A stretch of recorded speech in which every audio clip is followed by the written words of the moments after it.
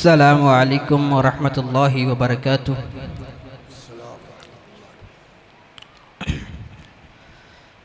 الحمد للہ رب العالمین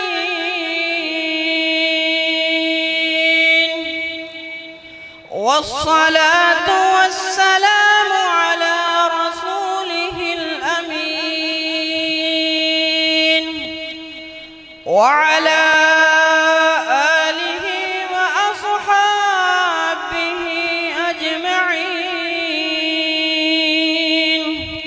ومن تبعهم بإحسان إلى يوم الدين، أما بعد، وبسندنا المتصل إلى الإمام الثقة أبي داود سليمان بن الأشعث السجستاني رحمه الله، قال الإمام أبو داود رحمه الله في آخر كتابه: باب في الرجل يسب الدهر. قال حدثنا محمد بن الصباح بن سفيان وابن السرح قال حدثنا سفيان عن الزهري عن سعيد عن أبي هريرة عن النبي صلى الله عليه وسلم يقول الله عز وجل: يعثيني ابن آدم يسب الدهر وأنا الدهر بيدي الأمر أكلب الليل والنهار. قال ابن السرح عن ابن المسيب مكان سعيد. وصل اللهم وسلم على نبينا محمد. إن الحمد لله نحمده ونستعينه ونستغفره ونعوذ بالله من شرور أنفسنا وسيئات أعمالنا. من يهده الله فلا مضل له ومن يضلل فلا هادي له، وأشهد أن لا إله إلا الله وحده لا شريك له، وأشهد أن محمدًا عبده ورسوله. أما بعد، فإن خير الحديث كتاب الله، وخير الهدي هدي محمد صلى الله عليه وسلم، وشر الأمور محدثاتها، وكل محدثة بدعة، وكل بدعة ضلالة، وكل ضلالة في النار. معزز و مکرم اصحاب فضیلت، علماء، اساتذہ، مشائخ، ائمہ، دعات اور عزیز القدر طالبین علوم نبوت، جنہوں نے اس عظیم مرکز کے اندر اپنی تعلیم کا ایک بہت اہم مرحلہ مکمل کیا ہے، اور وہ آج سنن ابی داود کی دراسہ اور اس کے تعلم سے بہرہ ور ہوئے ہیں، اور انشاءاللہ العزیز اگلے مراحل پورے کر کے یہ ایک عالم باعمل اور داعی اللہ بن کے میدان عمل میں آئیں گے۔ اللہ تعالیٰ ان پر علم اور تقوی، ورع، خشیت اور تدین کے فیوز اللہ رب العزت وا فرمائے، عطا فرمائے، اور دیگر ہمارے محترم اور مکرم احباب گرامی برادران اسلام، خواتین بھی ہیں، اور عفت مآب خواتین جو اس اجتماع کے اندر شریک ہیں، اور وہ خوش نصیب والدین جن کے بیٹے یہاں دینی تعلیم حاصل کر رہے ہیں، یہ بہت ہی بابرکت عمل ہے کہ آپ کے بچے اور آپ کی اولاد، آپ کے لخت جگر دین کی تعلیم حاصل کر رہے ہیں۔ اور یہ دینی تعلیم یہ وہ علم ہے جو اللہ رب العزت اپنے نبیوں کو عطا فرمایا، اللہ رب العزت نے اپنے نبیوں کو عطا فرمایا، اور کامل مکمل شکل میں اللہ رب العزت نے سید الاولین والآخرین، خاتم الانبیاء والمرسلین محمد کریم صلی اللہ علیہ وسلم کی ذات بابرکات پر اتارا، اور آپ صلی اللہ علیہ وسلم کو اس علم سے اللہ رب العزت نے بہرہ مند فرمایا، اور یہ اللہ تعالیٰ کا بہت بڑا احسان ہے، جیسا کہ اللہ جل شانہ نے فرمایا وَأَنزَلَ اللَّهُ عَلَيْكَ الْكِتَابَ وَالْحِكْمَةَ وَعَلَّمَكَ مَا لَمْ تَكُنْ تَعْلَمُ وَكَانَ فَضْلُ اللَّهِ عَلَيْكَ عَظِيمًا۔ رسول اکرم صلی اللہ علیہ وسلم کو مخاطب کر کے اللہ جل شانہ نے فرمایا وَأَنزَلَ اللَّهُ عَلَيْكَ الْكِتَابَ وَالْحِكْمَةَ، کہ اللہ رب العزت نے آپ پر یہ کتاب قرآن مجید اور الحکمہ قرآن مجید پر عمل کرنا اور اس کی وضاحت کرنا، اس کی عملی اور علمی تفصیل اور تبیین و توضیح کرنا، یہ اللہ رب العزت نے آپ کو نصیب فرمایا۔ حکمت کا معنی ہوتا ہے کہ کسی چیز کو اس طرح سمجھ لینا، جان لینا کہ پھر اس کے متعلق آدمی جو کہے وہ بھی حق ہو، جو کرے وہ بھی حق ہو، اور جو بتائے وہ بھی حق ہو، اس کو حکمت کہا جاتا ہے۔ تو اللہ رب العزت نے رسول اکرم صلی اللہ علیہ وسلم پر حکمت بھی نازل فرمائی، اور حکمت کیا ہے؟ قرآن مجید پر عمل کرنے کا طریقہ، قرآن مجید کے اندر جو حقائق اور اسرار و رموز اور اللہ رب العزت نے جو اس کے اندر معانی اور جو اس کے اندر معارف رکھے ہوئے ہیں ان کو واضح کرنا اور ان کو بتانا، یہ دونوں چیزیں وہی ہیں اللہ کی طرف سے۔ یہ قرآن اللہ کا کلام ہے، اور حکمت یہ اللہ رب العزت کا پیغام ہے جو اللہ نے پیغمبر صلی اللہ علیہ وسلم پر القاء فرمایا، آپ صلی اللہ علیہ وسلم کے دل میں ڈالا، اور آپ صلی اللہ علیہ وسلم نے پھر اس کا بیان فرمایا، اپنے عمل کے ساتھ کر کے دکھایا یا اس کا بیان فرمایا اور لوگوں کو سمجھایا، ان کو تعلیم دی۔ تو یہ اللہ رب العزت کی طرف سے نازل کردہ دونوں علم، کتاب کا، قرآن کا علم، حکمت، سنت و حدیث کا علم، یہ اللہ کی طرف سے نازل کردہ ہے۔ انزل اللہ علیک الکتاب والحکمہ وعلمک ما لم تکن تعلم، اور آپ کو وہ علم سکھایا جو آپ نہیں جانتے تھے۔ وکان فضل اللہ علیک عظیما، اور آپ پر اللہ کا بہت بڑا فضل ہے۔ وکان فضل اللہ علیک عظیما۔ اور رسول اکرم صلی اللہ علیہ وسلم نے فرمایا کہ انبیاء علیہم الصلاۃ والسلام کو جو علم اللہ رب العزت عطا فرمایا، اللہ تعالیٰ نے ان کو جس علم سے نوازا اور جس علم کے ساتھ ان کو اللہ رب العزت نے فیض یاب کیا، تو انبیاء علیہم الصلاۃ والسلام نے پھر وہ علم لوگوں تک پہنچایا، لوگوں کو سکھایا۔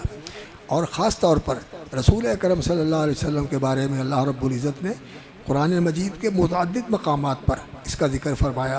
لقد من اللہ علی المؤمنین اذ بعث فیہم رسولا من انفسہم یتلو علیہم آیاتنا ویزکیہم ویعلمہم الکتاب والحکمہ وإن کانوا من قبل لفی ضلال مبین۔ اللہ کا بہت بڑا احسان ہے اہل ایمان پر۔ لقد من اللہ علی المؤمنین، اس میں دو چیزیں ہیں جو تاکید کرنے والی ہیں، لام بھی اور قد بھی، تحقیق کے لیے ہے اور تاکید کے لیے ہے۔ لقد من اللہ، یقیناً یقیناً بلا شبہ حق یہ ہے کہ اللہ رب العزت نے بہت بڑا احسان فرمایا۔ من اللہ علی المؤمنین اذ بعث فیہم رسولا من انفسہم، انہی میں سے انسان اور بشر، آدم علیہ السلام کی اولاد، ابراہیم علیہ السلام کی اولاد، اسماعیل علیہ السلام کی اولاد، عبد المطلب کے پوتے، عبداللہ کے بیٹے، یہ بنو ہاشم کے چشم و چراغ محمد الرسول اللہ صلی اللہ علیہ وسلم پر اللہ رب العزت نے وحی نازل فرمائی، اور یہ اللہ کا بہت بڑا احسان ہے۔ لقد من اللہ علی المؤمنین اذ بعث فیہم رسولا من انفسہم، رسول بھیجا ان کے اندر سے، یعنی وہ انسان ہیں اور جو انسانی زندگی کے لوازم اور تقاضے ہیں وہ سارے ان کے ساتھ لگے ہوئے ہیں۔ بھوک لگتی ہے، پیاس لگتی ہے، اور بخار آ جاتا ہے، کوئی زخم آ جاتا ہے، اور کسی وقت کوئی ایسی پریشانی آ جاتی ہے، تو رسول اکرم صلی اللہ علیہ وسلم کی زندگی کے اندر انسانی تقاضے سارے لگے ہوئے تھے، لیکن آپ صلی اللہ علیہ وسلم کو اللہ رب العزت نے ہر برائی سے، ہر کوتاہی سے، ہر عیب اور نقص سے اللہ نے اپنی حفاظت کے اندر رکھا، اور آپ صلی اللہ علیہ وسلم کو اللہ رب العزت نے اس طرح محفوظ فرمایا کہ آپ کی زندگی کے اندر کسی جگہ پر کوئی موقع ایسا نہیں ہے کہ اس کے اوپر کوئی انگلی رکھے اور اس کی وجہ سے آپ صلی اللہ علیہ وسلم کی ذات پر کوئی طعن کرے یا کوئی ایسی بات کہے کہ یہ چیز نہیں ہونی چاہیے تھی۔ بڑی ہی پاکیزہ اور بہت ہی صاف ستھری زندگی رسول اکرم صلی اللہ علیہ وسلم نے گزاری۔ آپ صلی اللہ علیہ وسلم کا شق صدر ہوا، سینہ کھولا گیا، دل کھولا گیا، اور آپ صلی اللہ علیہ وسلم کے دل کے اندر سے اگر کوئی ایسی چیز تھی جو غلط راستے کی طرف لے کے جانے والی تھی، اس کو صاف کر دیا گیا، دھو دیا گیا۔ تو بچپن میں بھی آپ صلی اللہ علیہ وسلم کا شق صدر ہوا، اور پھر اور جب بڑے ہو گئے تو اس وقت بھی آپ کا شق صدر ہوا، تو پھر اللہ رب العزت نے اس دل کو ایمان اور حکمت کے ساتھ بھر دیا۔ تو رسول اکرم صلی اللہ علیہ وسلم کو اللہ رب العزت نے اس علم کے ساتھ نوازا، اور آپ صلی اللہ علیہ وسلم کو اللہ رب العزت نے اپنی حفاظت کے ساتھ اور اپنی کمال مہربانی کے ساتھ ان حالات میں جب کہ اندھیرا تھا اور جب کہ لوگوں کے پاس علم نہیں تھا اور لوگ گمراہی کے اندر بھٹک رہے تھے، لیکن رسول اکرم صلی اللہ علیہ وسلم نے اللہ رب العزت کے ساتھ نعوذ باللہ کوئی کبھی بھی کوئی ایسا خیال آیا ہو یا کوئی ایسا عمل کیا ہو جو اللہ رب العزت کو ناپسند ہو۔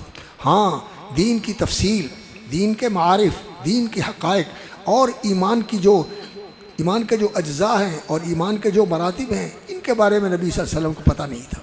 شریعت کیا ہے اس کے بارے میں آپ صلی اللہ علیہ وسلم بے علم تھے۔ اللہ رب العزت نے فرمایا، اللہ اکبر،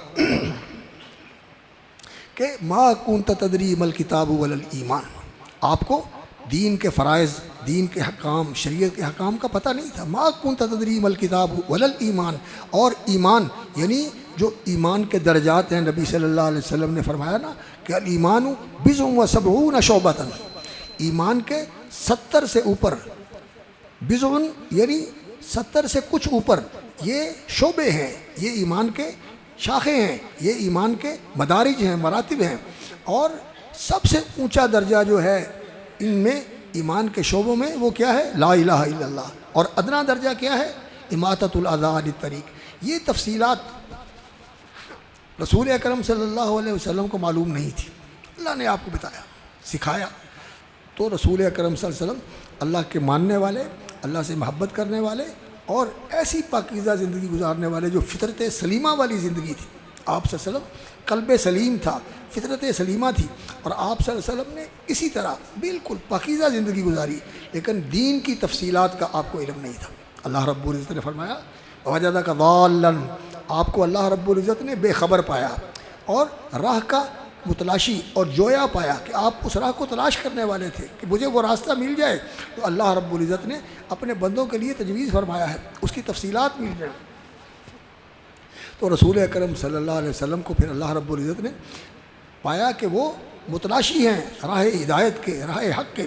وَوَجَدَكَ ضَالًّا فَهَدَىٰ، تو اللہ رب العزت نے آپ کو راستہ دکھا دیا، آپ کو راستہ دکھا دیا، اور ایسا راستہ دکھایا کہ آپ صلی اللہ علیہ وسلم اس راستے کے امام ہیں، پہلوں کے بھی امام ہیں، جو ان کے زمانے میں تھے ان کے بھی امام ہیں، اور جو بعد میں آنے والے ہیں ان کے بھی امام ہیں، امام الانبیاء بھی ہیں، اور اس وقت کے سارے انسانوں کے امام ہیں۔ اور اللہ رب العزت نے آپ صلی اللہ علیہ وسلم کو پورے زمانے کے انسانوں کے لیے ہدایت بنا کر بھیجا۔ قُلْ یَا أَیُّہَا النَّاسُ إِنِّی رَسُولُ اللَّهِ إِلَیکُم جَمِیعًا، اے انسانوں میں تم سب کی طرف اللہ کا فرستادہ اور اللہ رب العزت کا بھیجا ہوا رسول بن کے آؤ۔ وَمَا أَرْسَلْنَاكَ إِلَّا كَافَّةً لِلنَّاسِ بَشِيرًا وَنَذِيرًا، سب لوگوں کے لیے آپ کو بھیجا ہے، اور جو آنے والے ہیں ان میں بھی سب کے لیے اللہ رب العزت نے محمد الرسول اللہ صلی اللہ علیہ وسلم کو مبعوث فرمایا۔ جو رسول اکرم صلی اللہ علیہ وسلم اپنے زمانے میں بھی سب لوگوں کے نبی اور رسول تھے، اور آج بھی سارے لوگوں کے لیے نبوت اور رسالت کا آپ صلی اللہ علیہ وسلم کو منصب عطا ہوا ہے، اور آپ کا وہ جو نبوی کام ہے اور آپ صلی اللہ علیہ وسلم کا جو نبوی مشن ہے وہ کیا؟ اللہ اکبر، کہ لوگوں کو اندھیرے سے نکال کے روشنی میں لے کے آئیں، اور جو اللہ کو بھولے ہوئے ہیں، اللہ سے دور ہیں، اللہ رب العزت سے بھٹکے ہوئے ہیں، ان کو اللہ کی راہ دکھائیں۔ دعا الی اللہ، اللہ کی طرف دعوت دی، اور لوگوں کو یہ کہا ففروا الی اللہ، اللہ کی طرف دوڑو، اللہ کی طرف آؤ، اللہ رب العزت تمہیں بلا رہے ہیں۔ تو انک لتہدی الی صراط مستقیم، آپ لوگوں کو صراط مستقیم کی طرف رہنمائی کرتے ہیں، اور آپ خود بھی انک لعلی ھدی مستقیم، آپ ایسے راستے کے اوپر ہیں جو بالکل سیدھا ہے۔ یاسین والقرآن الحکیم انک لمن المرسلین علی صراط مستقیم، آپ صراط مستقیم پہ گامزن ہیں، اس راہ پہ قائم ہیں، اس راہ کے راہی ہیں، اس راہ کے راہی نہیں بلکہ اس راہ کے امام ہیں۔ تو آپ صلی اللہ علیہ وسلم کو اللہ رب العزت نے یہ مقام عطا فرمایا تھا۔ تو آپ صلی اللہ علیہ وسلم نے پھر یہ علم، جیسے پہلے نبیوں نے بھی یہ علم آگے پہنچایا، تو رسول اکرم صلی اللہ علیہ وسلم نے بھی یہ علم آگے پہنچایا۔ اللہ نے اس کا بھی یہ ذکر فرمایا قرآن مجید میں، کما ارسلنا فیکم رسولا منکم یتلو علیکم آیاتنا ویزکیکم ویعلمکم الکتاب والحکمہ ویعلمکم ما لم تکونوا تعلمون، تمہیں کتاب و حکمت کی تعلیم دیتے ہیں اور تمہیں وہ کچھ سکھاتے ہیں جو تم نہیں جانتے تھے۔ اللہ نے نبی صلی اللہ علیہ وسلم کو سکھایا، اور نبی صلی اللہ علیہ وسلم نے اپنی امت کو سکھایا، صحابہ کرام کو سکھایا، اور اپنے اہل بیت کو سکھایا، اپنی ازواج مطہرات کو سکھایا، مسلمانوں کی جو بیٹیاں ہیں، جو مسلمان خواتین ہیں، ان کو سکھایا رسول اکرم صلی اللہ علیہ وسلم نے۔ تو پھر رسول اکرم صلی اللہ علیہ وسلم نے جب یہ علم مکمل طور پر پہنچا دیا اور سکھا دیا، تو پھر صحابہ کی ذمہ داری یہ لگائی کہ الا فلیبلغ شاہد الغائبہ، جو آج موجود ہیں یہ ان تک پہنچائیں جو غائب ہیں، جو آنے والے ہیں۔ صحابہ نے آپ سے سیکھ کر آگے منتقل کیا تابعین کی طرف، اور پھر تابعین نے منتقل کیا اتباع التابعین کی طرف، پھر انہوں نے تبع الاتباع کی طرف، پھر ان کے بعد جو لوگ آئے رسول اکرم صلی اللہ علیہ وسلم کی امت کے اہل خیر، جن کو اللہ نے چنا، جن کو اللہ نے منتخب فرمایا اس علم کے لیے، رسول اکرم صلی اللہ علیہ وسلم کی میراث کو حاصل کرنے کے لیے، وہ محدثین تھے، وہ دین کے علماء تھے، جن کے بارے میں رسول اکرم صلی اللہ علیہ وسلم نے فرمایا العلماء ورثۃ الانبیاء، علماء یہ نبیوں کے وارث ہیں، نبیوں کے علم کے وارث ہیں، نبیوں کی مسند کے وارث ہیں، نبیوں کے منبر کے وارث ہیں، نبیوں کے مصلی کے وارث ہیں، اور نبیوں کے مشن کے وارث ہیں۔ یہ رسول اکرم صلی اللہ علیہ وسلم کا ورثہ، علم کا ورثہ۔ آپ صلی اللہ علیہ وسلم نے جاگیریں نہیں بخشی، جاگیریں نہیں چھوڑی، سلطنت نہیں چھوڑی، اور دنیا کے اندر کوئی بہت زیادہ لمبی چوڑی اثاثے نہیں چھوڑے، لمبے چوڑے اثاثے نہیں چھوڑے۔ آپ نے جو کیا ہے وہ یہ انما ورثوا العلم لم یورثوا درہما ولا دینارا، درہم و دینار کا ورثہ نہیں چھوڑا انہوں نے، لوگوں کے لیے سونے چاندی کے ڈھیر چھوڑے ہوں، یا روپے پیسے چھوڑے ہوں، یا جائیدادیں چھوڑی ہوں۔ لم یورثوا درہما ولا دینارا انما ورثوا العلم، صرف علم کا ورثہ چھوڑا ہے۔ اور جس کو یہ نصیب ہو گیا، من اخذہ اخذ بحظ وافر، اس کو اللہ رب العزت نے بہت ہی بڑا نصیب اس کا کر دیا، خوش نصیب ہے، وہ بڑا نصیبہ ور ہے، اور بہت ہی خوش قسمت ہے کہ اللہ رب العزت نے اس کو وہ علم عطا کر دیا جو اللہ رب العزت کا خاص علم ہے، جو اللہ تعالیٰ اپنے خاص بندوں کو عطا فرماتا ہے، خاص بندوں کو عطا فرماتا ہے۔ اللہ رب العزت نے نبیوں کو عطا فرمایا۔ انسانوں میں سب سے اعلیٰ اللہ کے مقرب اور محبوب کون ہیں؟ اللہ کے نبی، اور پھر جو ان کے ساتھی ہیں، اور پھر نبیوں میں جو سب سے اعلیٰ اور سب سے اشرف اور اللہ کے ہاں سب سے زیادہ محبوب و مقرب ہے وہ محمد الرسول اللہ صلی اللہ علیہ وسلم ہے۔ اور آپ صلی اللہ علیہ وسلم کو اللہ رب العزت نے یہ علم ایسا سکھایا اپنی کامل شکل کے اندر، اور ایسی شکل کے اندر کہ اب اس میں سے کسی چیز کو کم بھی نہیں کیا جا سکتا، اور اس میں کسی چیز کا اضافہ بھی نہیں کیا جا سکتا۔ اکملت لکم دینکم واتممت علیکم نعمتی۔ اور اللہ رب العزت نے پھر آپ صلی اللہ علیہ وسلم کی امت کو بھی یہ فرمایا وَاذْكُرُوا نعمت اللہ علیکم، اللہ کا احسان یاد کرو، اذ انزل علیکم من الکتاب والحکمت یعظکم بہ۔ اے مسلمانوں، اے اہل ایمان، وَاذْكُرُوا نعمت اللہ علیکم، اللہ کا جو تمہارے اوپر احسان ہے اس کو یاد رکھو اور یاد کرو۔ اذکروا نعمت اللہ علیکم انزل علیکم من الکتاب والحکمہ، کہ اللہ رب العزت نے تمہارے اوپر یہ کتاب و حکمت نازل فرمائی ہے، یعنی اللہ کے رسول کو عطا فرمائی اور انہوں نے تمہیں سکھائی، اور یہ تمہیں اللہ رب العزت نے عطا فرمائی۔ انزل علیکم من الکتاب والحکمت یعظکم بہ، اللہ رب العزت نے اس کے ساتھ تمہیں واعظ کیا، تمہیں نصیحت فرمائی۔ اللہ تعالیٰ ہر چیز کا جاننے والا ہے، واللہ بکل شیء علیم۔ تو امت مسلمہ پر اللہ رب العزت کا بہت بڑا فضل و احسان ہے۔ اب یہ علم ہم تک پہنچا ہے. کن کے ذریعے؟ صحابہ کے ذریعے، تابعین کے ذریعے، اور پھر ان کے بعد آنے والے، ان کے بعد آنے والے، ان کے بعد آنے والے علماء. رسول اکرم صلی اللہ علیہ وسلم کی امت کے جو علماء ہیں انہوں نے یہ علم حاصل کیا اور آگے پہنچایا. اور آج اس زمانے کے اندر یہ 14 صدیاں گزر چکی ہیں اور 15ویں صدی کا بھی اب 47واں سال چل رہا ہے. 47 سال گزر چکے ہیں اور 1447 ہے، اور آگے بھی یہ علم اس وقت تک محفوظ ہے جب تک اس کے سیکھنے والے، اس کے سکھانے والے، اس کے پڑھنے والے، پڑھانے والے موجود ہیں. ان علماء کے ساتھ یہ علم زندہ ہے. کتابوں کے اندر علم ہوتا ہے لیکن اگر علماء نہیں ہے تو یہ علم کسی کام کا نہیں ہوتا، مٹ جاتا ہے. علم علماء کے ساتھ ہوتا ہے اور علم ان اداروں کے ساتھ ہوتا ہے جو اس کی تعلیم دینے والے ہیں، جو اس کو سکھانے والے ہیں. اگر علماء کو کوئی سکھانے والا نہ ہو تو کوئی کیسے عالم بنے گا؟ ماں کے پیٹ سے تو کوئی عالم نہیں بنتا. اور اگر صرف کتابیں ہوں، کوئی بتانے والا نہ ہو، کوئی سمجھانے والا نہ ہو، کوئی سکھانے والا نہ ہو، اور کوئی غلطی پہ تنبیہ کرنے والا نہ ہو، اور راستے کی طرف صحیح جو راستہ ہے اس وقت کو کھول کے بیان کرنے والا نہ ہو، تو لوگ تو گمراہ ہو جاتے ہیں. جیسا کہ رسول اکرم صلی اللہ علیہ وسلم نے فرمایا، اللہ اکبر، کہ اللہ رب العزت علم کسی کو دے کر پھر اس سے چھینتے نہیں ہیں. لا یقبض العلم انتزاعا من الناس، اللہ تعالیٰ اس علم کو لوگوں کو دیکھ کر ان سے چھینتے نہیں ہیں. ان اللہ یقبض العلم بقبض العلماء، یہ علم دنیا سے اٹھ جاتا ہے علماء کے اٹھ جانے سے. اگر علماء نہ رہیں تو یہ علم مٹ جاتا ہے، یہ علم مٹ جاتا ہے.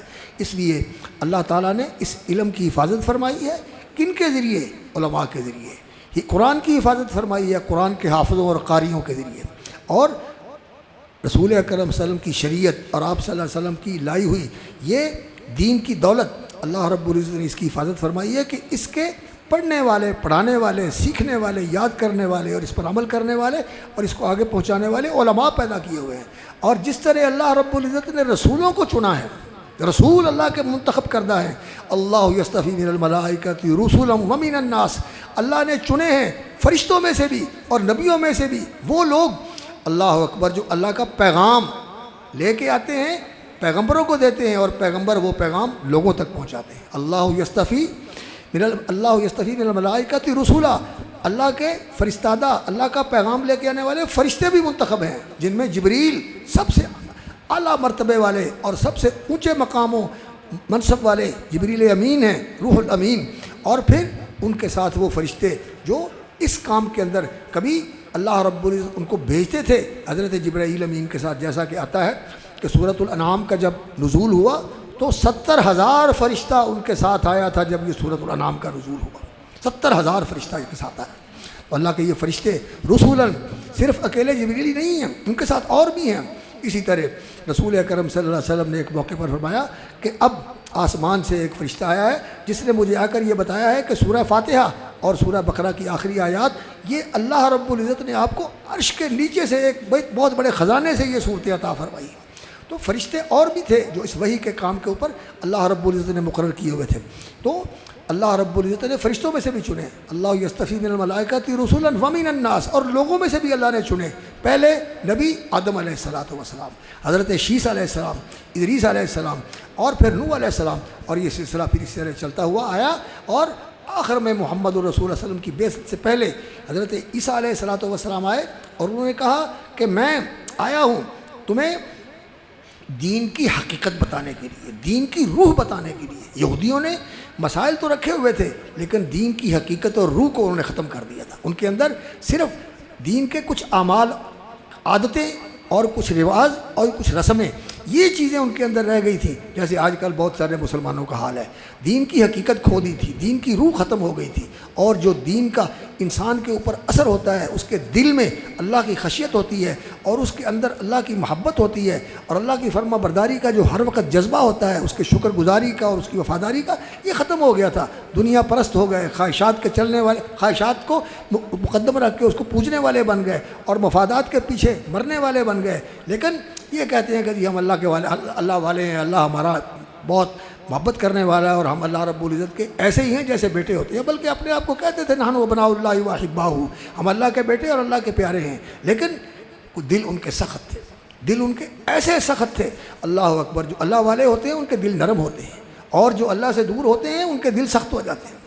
اور آج مسلمانوں کے اندر بھی یہ حالت ہے. اللہ تعالیٰ ہمیں توفیق عطا فرمائے کہ ہمیں اللہ نرمی والا، خشوع والا، خشیت والا دل نصیب کرے، اور وہ دل نصیب کرے جن کے بارے میں اللہ رب العزت نے فرمایا ثم تلین جلودہم وقلوبہم الی ذکر اللہ۔ جب قرآن پڑھا جاتا ہے، اللہ کے احکام سنائے جاتے ہیں، اللہ کی آیات سنائی جاتے ہیں، تو تلین جلودہم، ان کا جسم بھی ڈھیلا پڑ جاتا ہے۔ یہ جسم کا اکڑاؤ اور یہ جسم کا، اللہ اکبر، جو جس جسم کے اندر اکڑاؤ ہے اور جس کے اندر سختی ہے، یہ بالکل ختم ہو جاتی ہے، انسان کا جسم ڈھیلا ہو جاتا ہے، تران ٹوٹ جاتے ہیں اور تناؤ ختم ہو جاتا ہے، جسم ڈھیلا پڑ جاتا ہے۔ تلین جلودہم وقلوبہم، اور دل بھی پگھل جاتا ہے، دل بھی پگھل جاتا ہے۔ اور پھر یہ جو پگھلنا ہے، یہ پگھلاؤ جو ہے، یہ انسان کی آنکھوں سے آنسو بن کے نکلتا ہے۔ اللہ اکبر، اللہ اکبر۔ اپنے رب کے سامنے اپنے رب کے سامنے یسجدون، سورہ مریم کے اندر اللہ رب العزت نے فرمایا کہ روتے ہوئے اللہ کے سامنے سجدہ ریز ہوتے ہیں۔ رسول اکرم صلی اللہ علیہ وسلم کی بھی آنکھوں سے آنسو آتے تھے۔ حضرت ابوبکر صدیق رضی اللہ تعالیٰ عنہ بھی قرآن پڑھتے تھے تو ان کی آنکھیں برستی تھیں، اور رسول اکرم صلی اللہ علیہ وسلم کا تو حضرت عائشہ رضی اللہ تعالیٰ عنہ بیان کرتی ہیں کہ رسول اکرم صلی اللہ علیہ وسلم جب قرآن کی تلاوت کرتے تھے تو آپ صلی اللہ علیہ وسلم کے آنسو بہتے تھے۔ خاص طور پر یہ آیات جو سورہ آل عمران کی آخری آیات ہیں، یہ آپ صلی اللہ علیہ وسلم پڑھتے تھے اور آپ کی آنکھوں سے آنسو بہہ رہے ہیں، داڑھی تر ہو جاتی تھی، داڑھی تر ہو کے یہ جو آپ صلی اللہ علیہ وسلم کی چادر اگلی طرف ہوتی تھی وہ تر بتر ہو جاتی تھی، بلکہ زمین کے اوپر آپ صلی اللہ علیہ وسلم کے آنسو گرتے تھے۔ ایسی کیفیت تھی رسول اکرم صلی اللہ علیہ وسلم کی قرآن پڑھتے ہوئے۔ لیکن آج ہمارا یہ حال ہے کہ ہم پہ قرآن کا وہ اثر نہیں ہوتا، دل سخت ہو گئے۔ تو اللہ رب العزت نے فرمایا کہ یہ فرشتے جو اللہ نے چنے تھے اس کتاب کو اور اس شریعت کو، اس وحی کو لے کے آنے والے، یہ اللہ کے چنیدہ لوگ تھے، اور جو رسول تھے وہ بھی اللہ رب العزت کے چنیدہ اور برگزیدہ بندے تھے۔ اور پھر جب اللہ رب العزت نے اسی سورہ فاطر کے اندر آگے ذکر فرمایا ثم اورثنا الکتاب الذین اصطفینا من عبادنا، یہ پھر کتاب، یہ شریعت، یہ دین، یہ قرآن، یہ کتاب و حکمت اللہ رب العزت نے ان لوگوں کو عطا فرمائی۔ اورثنا الکتاب، یہ کتاب اور یہ شریعت ان لوگوں کو عطا فرمائی۔ ثم اورثنا الکتاب الذین اصطفینا من عبادنا، جو اللہ کے چنے ہوئے لوگ ہیں۔ میرے بیٹو، میرے عزیزو، تمہیں کبھی بھی یہ خیال نہیں آنا چاہیے کہ ہماری کوئی حیثیت نہیں۔ تم، اللہ اکبر، برخود نظر کشا ذتہی دامنی مرنج، اپنے آپ پر نظر ڈال، اور تیرے ہاتھ خالی ہیں، تیری جیب خالی ہے، تیرے پاس دنیا کی دولت نہیں ہے تو اس سے پرواہ نہ کر۔ در سینہ ہے تو ماہ تمام نہادان، تجھے جو اللہ رب العزت نے ہدایت کا آفتاب اور ہدایت کا ماہتاب اللہ رب العزت نے دیا ہے، اس نے تیرے سینے کو منور کر دیا ہے، تیرے چہرے کو منور کر دیا ہے، تیرا روشن راستہ اس ہدایت کے ساتھ، اس نور کے ساتھ روشن ہو گیا ہے۔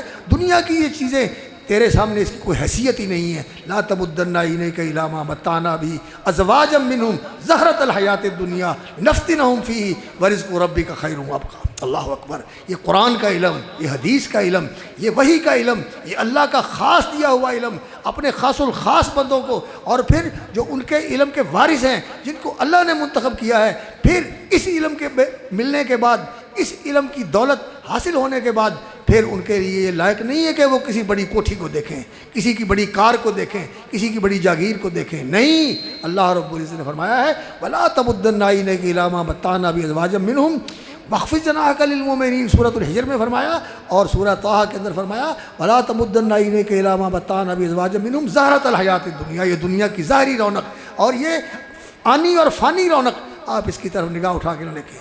زہرۃ الحیات الدنیا، ان لوگوں کا امتحان ہے، اور یہ دنیا پرست، یہ دنیا کے طلبگار، دنیا کے اندر اپنے آپ کو صرف اسی تک محدود رکھنے والے، اسی کے لیے بھاگ دوڑ کرنے والے، اسی کے لیے کوشش کرنے والے، اللہ اکبر، جنہوں نے اپنا مبلغ علم اور اپنا میدان عمل صرف دنیا کو بنایا ہوا ہے، اسی لیے جیتے ہیں کہ زیادہ سے زیادہ دنیا اکٹھی کر لیں، اچھا کھائیں، اچھا پہنیں، مرضیاں کریں، منمانیاں کریں، جو اس چیز کے اندر پڑے ہوئے ہیں آپ ان کی طرف نگاہ اٹھا کے نہ دیکھیے۔ لا تمدن عینیک الی ما متعنا بہ ازواج منہم زہرۃ الحیات الدنیا لنفتنہم فیہ، اللہ نے ان کا امتحان لیا اور یہ امتحان میں ناکام ہیں، اور یہ چیز ان کے لیے عذاب کا باعث بننے والی ہے۔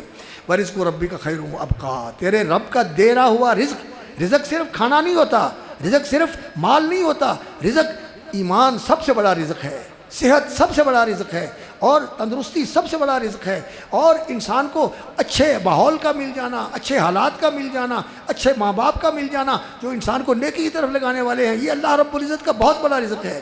اور استاد اچھے مل جانا اور استادوں کو اچھے طالب علم مل جانا، یہ اللہ کا رزق ہے۔ عقل اللہ کا رزق ہے، صحت اللہ کا رزق ہے، اور ایمان اور یقین اور اللہ رب العزت کی محبت، یہ تو اللہ رب العزت کا وہ رزق ہے جو اللہ رب العزت اپنے بندوں کو عطا فرماتا ہے۔ رسول اکرم صلی اللہ علیہ وسلم نے فرمایا ان اللہ قسم فیما بینکم ارزاقکم کما قسم فیکم اخلاقکم، جس طرح اللہ نے تمہیں رزق دیا ہے یہ اللہ تعالیٰ تمہیں عطا کرتا ہے، اسی طرح اللہ رب العزت تمہارے اندر اخلاق بھی دیتا ہے۔ تیرا ایمان، تیرا خلق اللہ کے ساتھ، رسول اللہ کے ساتھ، اپنے دوسرے بنی نوع انسان کے ساتھ، اپنے ماں باپ کے ساتھ، اپنے بیوی بچوں کے ساتھ، اپنے بہن بھائیوں کے ساتھ، دوسرے مسلمانوں کے ساتھ، جو تیرا خلق ہے، جو تیرا رویہ ہے، جو تیرا سلوک ہے، یہ بھی اللہ کا رزق ہے، یہ اللہ کا رزق ہے۔ تو اللہ کا دیا ہوا رزق، یہ قرآن، یہ سنت، یہ عقیدہ، یہ اللہ رب العزت کا دیا ہوا رزق ہے، یہ سب سے بہتر۔ ورزق ربی کا خیر ابقا۔ اور اللہ اکبر، تو پھر انسان کو اس علم کے ملنے کے بعد پھر ایسا نہیں ہونا چاہیے کہ وہ اس پہ یہ کہے کہ میرے پاس تو ہے کچھ نہیں، میں تہی دست ہوں، میں خالی ہوں۔ رسول اکرم صلی اللہ علیہ وسلم جن کو اللہ رب العزت نے سب سے اونچا مقام عطا فرمایا تھا، رسول اکرم صلی اللہ علیہ وسلم کو جب طائف گئے تو آپ صلی اللہ علیہ وسلم کو تانا مارا، تانا دیا، آپ صلی اللہ علیہ وسلم کو تکلیف پہنچائی۔ کس نے؟ جو طائف کے سردار تھے۔ ایک کے پاس گئے تو وہ کہنے لگا آپ اللہ کے رسول ہیں جس کے پاس سواری نہیں ہے، مکے سے طائف تک چل کے آئے ہو، تمہارے پاس کوئی سواری بھی نہیں ہے، اور تم وہاں سے چل کے یہاں آئے ہو، تم اللہ کے رسول ہو؟ میں نہیں مانتا، اللہ کا رسول ہو تو بڑی شان و شوکت والا ہو، اس کے ساتھ تو فرشتے ہونے چاہیے، اس کے پاس تو خزانے ہونے چاہیے۔ دوسرے کے پاس گئے، اس نے کہا اگر آپ اللہ کے نبی ہیں تو پھر تو میں بہت کمتر ہوں، میں آپ سے بات نہیں کر سکتا، آپ بہت اونچے ہیں، اور اگر آپ جھوٹے ہیں تو پھر میں آپ جیسے آدمی کے ساتھ بات ہی نہیں کرتا۔ تو اس طرح ٹھکرا دیا انہوں نے، صرف ٹھکرایا ہی نہیں بلکہ رسول اکرم صلی اللہ علیہ وسلم کے پیچھے ایسے لوگ لگا دیے جنہوں نے آپ صلی اللہ علیہ وسلم پر آوازیں کسے، آپ صلی اللہ علیہ وسلم کو پتھر مارے، آپ صلی اللہ علیہ وسلم کو دھکے دیے، اور آپ صلی اللہ علیہ وسلم کو تکلیف پہنچائی۔ اور یہ ایسا دردناک اور ایسا آپ کی زندگی کے اندر ایک کرب اور اذیت کا باعث عمل تھا جس سے آپ صلی اللہ علیہ وسلم بہت دکھی ہوئے، بہت دکھی ہوئے۔ رسول اکرم صلی اللہ علیہ وسلم سے حضرت عائشہ صدیقہ رضی اللہ تعالیٰ عنہ نے پوچھا یا رسول اللہ کہ احد کا دن جو آپ کے اوپر گزرا، آپ خود بھی زخمی ہو گئے، دانت بھی شہید ہو گیا، سر بھی زخمی ہے، رخسار بھی زخمی ہے، 70 صحابہ شہید ہیں، سید الشہداء حضرت حمزہ شہید ہو گئے ہیں، کوئی ایسا سخت دن آپ کی زندگی میں آیا؟ رسول اکرم صلی اللہ علیہ وسلم نے فرمایا عائشہ میرے اوپر جو دن طائف کے میدان میں آیا تھا، طائف کی گلیوں اور بازاروں میں آیا تھا، وہ اس سے بھی زیادہ سخت دن تھا۔ اتنا دکھ اٹھایا نبی صلی اللہ علیہ وسلم نے۔ اور پھر اللہ رب العزت نے آسمان سے فرشتے بھیجے، ملک الجبال آیا، جبریل امین آئے اور کہا یہ ملک الجبال ہے، وہ آگے بڑھے اور سلام کیا، اور کیا آپ کو اللہ رب العزت نے یہ اختیار دیا ہے، آپ حکم دیں میں مکے والے اور یہ طائف والے ان سب کو ایسے آپس میں اکٹھا کر کے دونوں پہاڑوں کے اندر پیس کے رکھ دیں، اطبق علیہم الاخشبین، یہ جو اونچے پہاڑ ہیں ان کے اندر ڈال کے ان دونوں کو پیس کے ان کا قیمہ بنا دوں، آپ اشارہ کریں۔ اللہ اکبر، کتنا بڑا اختیار دشمنوں کے مقابلے میں ان کو ختم کرنے کے لیے۔ لیکن وہ رحمت للعالمین تھے، فرمایا نہیں میں ان کے لیے بد دعا نہیں کروں گا، میں یہ نہیں کروں گا کہ یا اللہ ان کو تباہ کر دے، اگر یہ نہیں مانتے تو شاید ان کی نسلوں میں ماننے والے ہو جائیں، میں ان کے بد دعا نہیں کرتا، میں ان کے لیے ہدایت کی دعا کرتا ہوں۔ تو رسول اکرم صلی اللہ علیہ وسلم نے ہدایت کی دعا کی، دکھ آئے آپ صلی اللہ علیہ وسلم پر، اور آپ صلی اللہ علیہ وسلم کو پھر اللہ رب العزت نے یہ پیشکش کی کہ اگر آپ چاہتے ہیں تو شاہانہ زندگی، خزانے، عیش و عشرت، دولت اور فراوانی، ہر چیز آپ کو جو چاہیے وہ دنیا کی دے دیتے ہیں، اور پھر ہمارے پاس آنا ہے اور ہم جنت دے دیں گے، یہ آپشن ہے۔ اگر آپ یہ چاہتے ہیں تو ہم ایسا کر دیتے ہیں۔ تو پھر ایک یہ ہے کہ آپ جیسے ہیں اسی طرح رہیں اور پھر میرے پاس آ جائیں۔ تو فرمایا میں خزانے نہیں چاہتا، میں تیرے پاس آنا چاہتا ہوں، رفیق الاعلیٰ۔ دنیا کی حقیقت معلوم ہے، آپشن بھی ملی کہ لے لو، لیکن آپ نے کہا مجھے نہیں چاہیے، مجھے نہیں چاہیے۔ یہ نبی صلی اللہ علیہ وسلم کے جو وارث ہیں، جو نبی صلی اللہ علیہ وسلم کے علم کے وارث ہیں، جو آپ صلی اللہ علیہ وسلم کی مسند کے وارث ہیں، آپ کے مشن کے وارث ہیں، یہ رسول اکرم صلی اللہ علیہ وسلم کا اسوہ ہے، یہ رسول اکرم صلی اللہ علیہ وسلم نے بتایا ہے۔ حضرت معاذ بن جبل کو، یہ شاید حضرت ابو ہریرہ رضی اللہ تعالیٰ عنہ کو، میرے ذہن میں اختلاط ہو گیا، ان کو کہا تھا اللہ اکبر، جب انہوں نے کہا یا رسول اللہ مجھے بتائیں، تو فرمایا ازہد فی الدنیا یحبک اللہ، دنیا کے اندر سے اپنے دل کی کیفیت ایسی بنا لو کہ دنیا تیرے ہاتھ میں ہو لیکن تیرے دل میں نہ ہو، تیرے دل میں دنیا نہ ہو، تیرے دل میں کیا ہو؟ اللہ کی محبت، اللہ کا ایمان، اللہ پر ایمان اور یقین، اللہ کے ساتھ جو تعلق ہے محبت کا، فدویت کا اور اللہ کی شکر گزاری اور وفاداری کا، یہ دل تیرا اس سے بھرا ہوا ہو۔ اور دنیا تو ایسے ہی ہے جیسے ٹشو ہوتا ہے، جیسے انسان پانی استعمال کرتا ہے، جیسے انسان ایک سواری پہ بیٹھا وہاں چلا گیا، وہاں سے دوسری چیز پر بیٹھ گیا، تو یہ دنیا تیرے دل میں نہیں ہونی چاہیے۔ ازہد فی دنیا، تم اللہ کے محبوب بن جاؤ گے، یحبک اللہ، وازہد فی ما فی ایدی الناس، اور جو لوگوں کے پاس ہے اس سے بھی بے نیاز ہو جا، صرف اللہ سے مانگ اور ان کی جیبوں پہ نظر نہ رکھ اور ان کے ہاتھوں پہ نظر نہ رکھ، یہ مجھے دے گا، یہ مجھے کرے گا۔ پھر ازہد فی دنیا یحبک اللہ، وازہد فی ما فی ایدی الناس یحبک الناس، زاہد بن جاؤ، دل سے دنیا کو نکال دو اور اللہ رب العزت سے مانگنے والے بنو۔ اللہ اکبر۔ تو پھر اللہ رب العزت تمہیں ایسا نوازے گا، ایسا نوازے گا، ایسا نوازے گا۔ شیخ الاسلام ابن تیمیہ رحمۃ اللہ علیہ فرماتے ہیں جب وہ دمشق کے قلعے کے اندر محصور تھے، قید تھے اور ہر چیز ان سے روک دی گئی تھی، ابن قیم بھی ان کے ساتھ تھے اور بھی ان کے ساتھی ان کے ساتھ تھے، تو وہاں کتاب بھی ان کے پاس کوئی نہیں ہے، پڑھنے کے لیے بھی کچھ نہیں ہے، لکھنے کے لیے بھی کچھ نہیں ہے۔ تو اس وقت پھر انہوں نے جب قرآن مجید پر غور کیا اور اللہ رب العزت نے ان کے اوپر فتوحات فرمائی، تو کہتے ہیں میں سوچ رہا تھا کہ میں ساری زندگی قرآن مجید کی خدمت کرتا رہتا تو وہی میرے لیے بہت اچھی بات تھی۔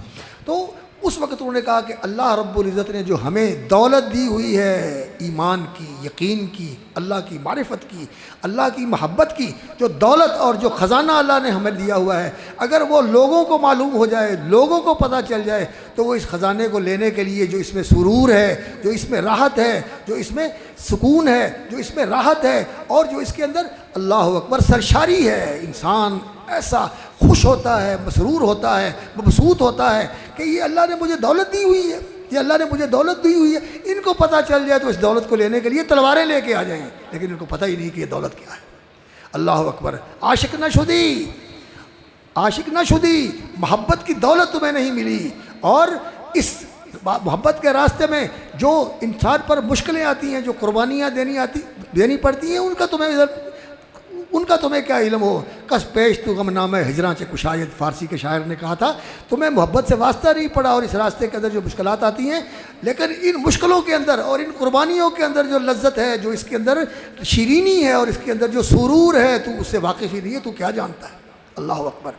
عبد القادر جیلانی رحمۃ اللہ علیہ کے بارے میں ذکر کرتے ہیں، بات آ گئی، اللہ اکبر، کہ سلطان سلیم وہ اپنے دور کا بہت بڑا بادشاہ تھا اور اپنے علاقے کا وہ سربراہ تھا۔ تو کسی نے اس کے پاس یہ کہا کہ عبد القادر جیلانی جو ہیں یہ لوگوں کو اکٹھا کر رہے ہیں اور ان کے مرید اور ان کے چاہنے والے جو ان کے ساتھی ان کے پاس آتے جاتے ہیں، یہ ایک جتھا بنا رہے ہیں حکومت پر قبضہ کرنے کے لیے، حکومت پر قبضہ کرنے کے لیے۔ اللہ اکبر۔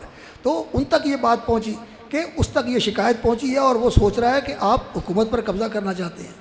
تو انہوں نے کہا، اور فارسی ان کو فارسی بھی آتی تھی، تو انہوں نے کہا کہ اللہ اکبر، چو چتر سنجرین اے رخ بختم سیاہ باد، کہ جو بادشاہ کے اوپر کالی چھتری لگی ہوئی ہے نا، کالی چھتری اس کے اوپر لگی ہوئی ہے جس کے سائے میں وہ بیٹھتا ہے اور اس کو سایہ فگن ہوتا ہے، چو چتر سنجری رخ بختم سیاہ باد در دل اگر بود حفظ ملک سنجرم، سنجر جو بادشاہ ہے اس کی ملک اور اس کی حکومت کی اگر مجھے طلب ہو، میرے دل میں اس کی تمنا ہو، تو میرا نصیب اس طرح کالا سیاہ ہو جائے جیسے بادشاہ کا چتر جو ہے یہ کالا ہے، اس طرح میرا بخت سیاہ ہو جائے۔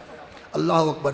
چو چترے رخ بختم سیاہ باد، چو چترے رخ بختم سیاہ باج در دلم اگر بود حفظ ملک سنجرم، زاں گاہ کے اللہ اکبر، اس وقت اس وجہ سے کہ جب اللہ رب العزت نے مجھے یہ دولت دی ہوئی ہے، یہاں زاں کے خبر یافتم از ملک نیم شب، آدھی رات کو جب اللہ کے سامنے سر بسجود ہوتا ہوں اور وہ پکارتا ہے اور میں اس کی پکار پر لبیک کہتا ہوں۔ اللہ اکبر۔ اور جب وہ کہتا ہے کہ ہے کوئی جو مجھ سے مانگے میں اس کو مالا مال کر دوں، شفا مانگے، دولت مانگے، اللہ کے سے توفیق مانگے، ہے کوئی، تو جب وہ کہتا ہے اور پھر ہم اس کے ساتھ راز نیاز کے ساتھ ہوتے ہیں۔ زانگا کے خبر یافتم، اس لیے کہ جب سے مجھے پتہ چلا ہے کہ رات کو وہ نیچے آ جاتا ہے آسمان دنیا کے اوپر، اپنے بندوں کو بلاتا ہے کہ ہے کوئی مانگنے والا، زانگا کے خبر یافتم از ملک نیم شب، آدھی رات کے وقت جو بادشاہی ہمیں ملتی ہے اور اس بادشاہوں کے بادشاہ کے سامنے فقیر بن کے جب اسے مانگتے ہیں، اللہ اکبر، من ملک نیم شب یک جو نبی خرم، آدھی دنیا کی بادشاہ مجھے پیش کی جائے، آدھی دنیا کی بادشاہت کو میں ایک جو کے بدلے میں بھی خریدنے کے لیے تیار نہیں۔ یہ ہے دین، یہ ہے دولت، بندگی، اللہ کے ساتھ تعلق، اللہ کے ساتھ محبت، اللہ کے لیے فدویت، اللہ کے لیے قربانی۔ لوگ اس سے بے خبر ہیں، اللہ کو چھوڑے ہوئے، اللہ کو بھولے ہوئے، اور ان کے پیچھے بڑھتے پھرتے ہیں، جو کسی کے ساتھ نہیں رہی، سکندر کے ساتھ نہیں رہی، شداد کے ساتھ نہیں رہی، حامان کے ساتھ نہیں رہی، فرعون کے ساتھ نہیں رہی، قارون کے ساتھ نہیں رہی، ہمارے ساتھ بھی نہیں رہ گئے، بڑے بڑے چلے گئے، آئے اور ختم ہو گئے۔ لیکن جو اللہ کے بندے ہیں، اللہ اکبر، اللہ نے ان کے نام زندہ رکھے ہوئے ہیں۔ یہ دین کے خادم امام ابو داود، امام احمد ابن حنبل، امام مالک اور امام شافعی، امام ابو حنیفہ اور امام ابو عبید، اور اسی طرح دیگر ائمہ دین، ان کے نام زندہ ہے۔ آج بھی لوگ ان کے نام لیتے ہیں اور ان کے لیے رحمۃ اللہ علیہ دعائیں کرتے ہیں، ان کے احسان مند ہیں۔ اور یہ جو انہوں نے حدیث کی کتابیں لکھی ہوئی ہیں، جو انہوں نے یہ نبی صلی اللہ علیہ وسلم کا علم جمع کیا ہوا ہے، پڑھے بغیر انسان دین نہیں سمجھ سکتا۔ جتنا یہ علم پڑھانے والے کو، ماں باپ کو اور پڑھنے والے کو جتنا ثواب ملتا ہے، اتنا ہی جتنے اوپر استاد ہیں، جتنے اس علم کو آگے پہنچانے والے ہیں، ان کے نام عمل میں بھی لکھا جاتا ہے، صحابہ کے نام عمل میں بھی لکھا جاتا ہے۔ اور یہ سارا ثواب جو امت کا ہے،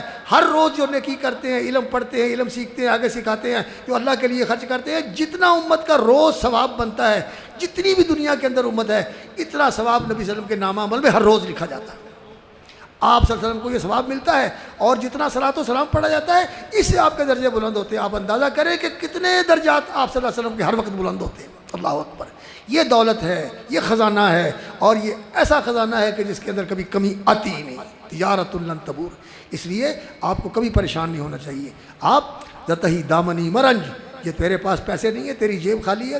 ہمارے ایک بزرگ تھے، اللہ رب العزت ان کی مغفرت فرمائے اور ان کے درجات بلند فرمائے، مولانا عائش محمد صاحب، شاید آپ لوگوں کو بھی جانتے ہوں۔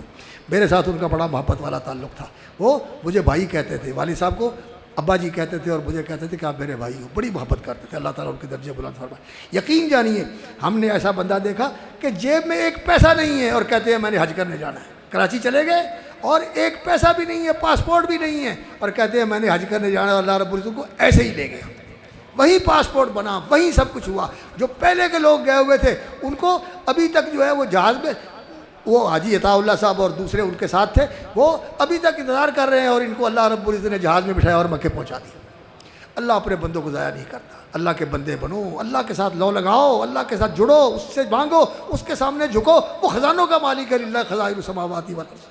یہ اللہ اکبر، توکل علی اللہ، اور لوگوں سے مستغنی ہونا، بے نیاز ہونا، ان کی پرواہ نہ کرنا۔ صرف اگر اللہ رب العزت کے لیے انسان خالص ہو جائے، یہ دین کی تعلیم ہے، یہ دین کی روح ہے، یہ دین کی حقیقت ہے۔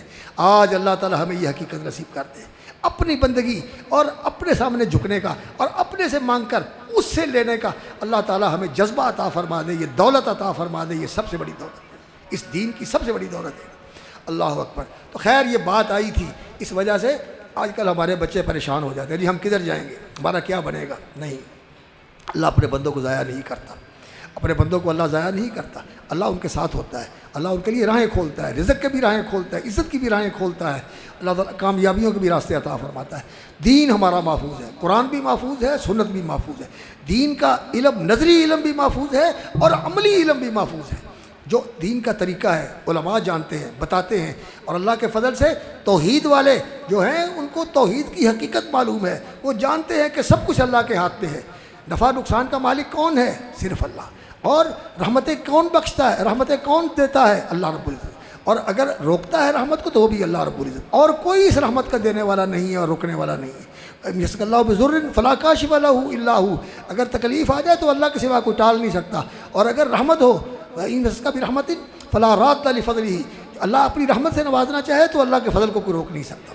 تو یہ عقیدہ توحید کا، اور اللہ اپنی ذات میں، اللہ اپنی صفات میں، اللہ اپنے اسماء میں، اللہ اپنے افعال میں منفرد اور یکتا اور اکیلا ہے، تنہا ہے، کوئی اس جیسا نہیں، کوئی اس کے برابر نہیں، کوئی اس کا حصہ دار نہیں، کوئی شریک نہیں، کوئی مشیر نہیں۔ صرف اللہ رب العزت ہے، جو کرتا ہے اپنی مرضی سے کرتا ہے، اور اللہ رب العزت کسی کا محتاج نہیں ہے، ساری کائنات اس کی محتاج ہے۔ الصمد، سب سے بے نیاز ہے، اور سب اس کے سامنے فقیر ہے۔ یہ توحید کی دولت، یہ رسول اکرم صلی اللہ علیہ وسلم کی اللہ اکبر عظمت اور آپ صلی اللہ علیہ وسلم کی محبت اور آپ صلی اللہ علیہ وسلم کی نبوت اور رسالت پر ایمان لا کر آپ کو اپنی زندگی کا اسوہ اور قدوہ بنانا، آپ صلی اللہ علیہ وسلم کے طریقے پر زندگی گزارنا، یہ چیز اگر انسان کو نصیب ہو جائے تو وہ بہت بڑا خوش نصیب ہے، بہت بڑا خوش نصیب ہے۔ اور پھر اسی طرح جو آپ صلی اللہ علیہ وسلم کے صحابہ ہیں، تابعین ہیں، اور ان کے بعد والے جو پھر ان کے نقش قدم پر چلنے والے ہیں، اللہ رب العزت ہمیں اس کی توفیق عطا فرمائے کہ پہلے لوگوں کے اندر یہ ہوتا تھا کہ رسول اکرم صلی اللہ علیہ وسلم کا جو طریقہ ہے، آپ کا جو رنگ ڈھنگ ہے، آپ کا جو طرز زندگی ہے، جو آپ کا ہے وہ اپنی طرف منتقل کر کے اپنے اندر اتار لیتے تھے، جیسا کہ ذکر کرتے ہیں کہ رسول اکرم صلی اللہ علیہ وسلم کا رہنا سہنا، اٹھنا بیٹھنا، طور طریقہ، رنگ ڈھنگ، یہ جو اللہ کے رسول تک اللہ کے رسول صلی اللہ علیہ وسلم کو تھا، وہی آپ صلی اللہ علیہ وسلم سے حاصل کر لیا اور اپنے اندر اتار لیا، جذب کر لیا، اپنے اوپر طاری کر لیا۔ کس نے؟ صاحب النالین والوسادہ، نبی صلی اللہ علیہ وسلم کا مسند، آپ کی گدی اور آپ کے جوتے اٹھانے والے عبداللہ بن مسعود نے، 23 سالہ نبی صلی اللہ علیہ وسلم کے خادم، اور آپ کی گدی اور آپ کا جوتا ان کے پاس ہوتا تھا، اور جوتا سینے سے لگا کے بیٹھ جاتے تھے۔ نبی صلی اللہ علیہ وسلم کا رنگ ان کے اندر، نبی صلی اللہ علیہ وسلم کا لباس ان کے اندر، نبی صلی اللہ علیہ وسلم کا اخلاق ان کے اندر، اور پھر جو ان کا اخلاق تھا ان کے شاگرد علقمہ کے اندر، اور پھر جو علقمہ کا طور طریقہ اور ان کا جو وضاقتہ اور ان کا جو رہن سہن تھا ان کے شاگرد ابراہیم نخعی کے اندر، اور ابراہیم کا پھر جو رنگ ڈھنگ تھا ان کے شاگرد منصور کے اندر، اور پھر ان کا جو رنگ ڈھنگ تھا ان کے شاگرد سفیان کے اندر، اور پھر ان کا جو رنگ ڈھنگ تھا پھر وہ اللہ اکبر امام وکیع کے اندر جو ان کے شاگرد تھے، اور جو وکیع کا رنگ ڈھنگ تھا وہ امام احمد کے اندر، اور جو امام احمد کا رنگ ڈھنگ تھا وہ امام ابو داود کے اندر۔ یہ ہے دین، اس طرح منتقل ہوتا ہے۔ آج اس دین کی ضرورت ہے، آج اس تربیت کی ضرورت ہے، آج اس تزکیے کی ضرورت ہے۔ اللہ تعالی ہمیں یہ نصیب فرمائے۔ تو اللہ رب العزت جزائے خیر دے ہمارے ان علماء کو جنہوں نے اس علم کو بھی زندہ رکھا اور عمل کو بھی زندہ رکھا، اور یہ مدارس جو اس کا مرکز ہیں جہاں یہ علم سکھایا جاتا ہے، یہاں تربیت کی جاتی ہے، لیکن علم کے اندر پختگی ہونی چاہیے، گہرائی ہونی چاہیے، اور تحمل ہونا چاہیے، جلد بازی نہیں ہونی چاہیے۔ بہت زیادہ اس علم کے اندر انسان کو ٹھہر کے علم کے ساتھ، امام ابو داود کے بارے میں آتا ہے کہ وہ 20 سال تک اپنے استاد امام احمد کے ساتھ رہے، 20 سال تک۔ ہم تو تھوڑا سا عرصہ گزارتے ہیں اور کہتے ہیں کہ چلو جی فارغ ہو کے بولنا آ گیا اور چلو جا کے اب کسی مسجد کو سنبھالو اور لوگوں کے اندر خطیب بن جاؤ۔ امام مالک کے ساتھ عبداللہ ابن وہب مصر سے آئے اور امام مالک کے ساتھ 18 سال امام مالک کے پاس رہے، 18 سال امام مالک کے پاس رہے، اور امام مالک ان کو اپنے ساتھ مسند کے اوپر بٹھاتے تھے، اور اسی طرح لوگوں کا زندگی تھی۔ اللہ اکبر کے عرصہ دراز تک اپنے اساتذہ کے ساتھ رہتے تھے۔ تو اس علم کو حاصل کرتے ہو تو اس علم کے لیے جو طول زمان ہے اور جو اس کے اندر محنت ہے اس کو بھی حاصل کرو۔ اللہ تعالیٰ برکت فرمائے۔ تو امام ابو داود رحمۃ اللہ علیہ یہ عربی ہیں، عرب ہیں، ازد قبیلے کے ساتھ یمن کا جو قبیلہ تھا نا، ازد قحطان، یعرب بن قحطان، اس قبیلے سے ان کا تعلق ہے۔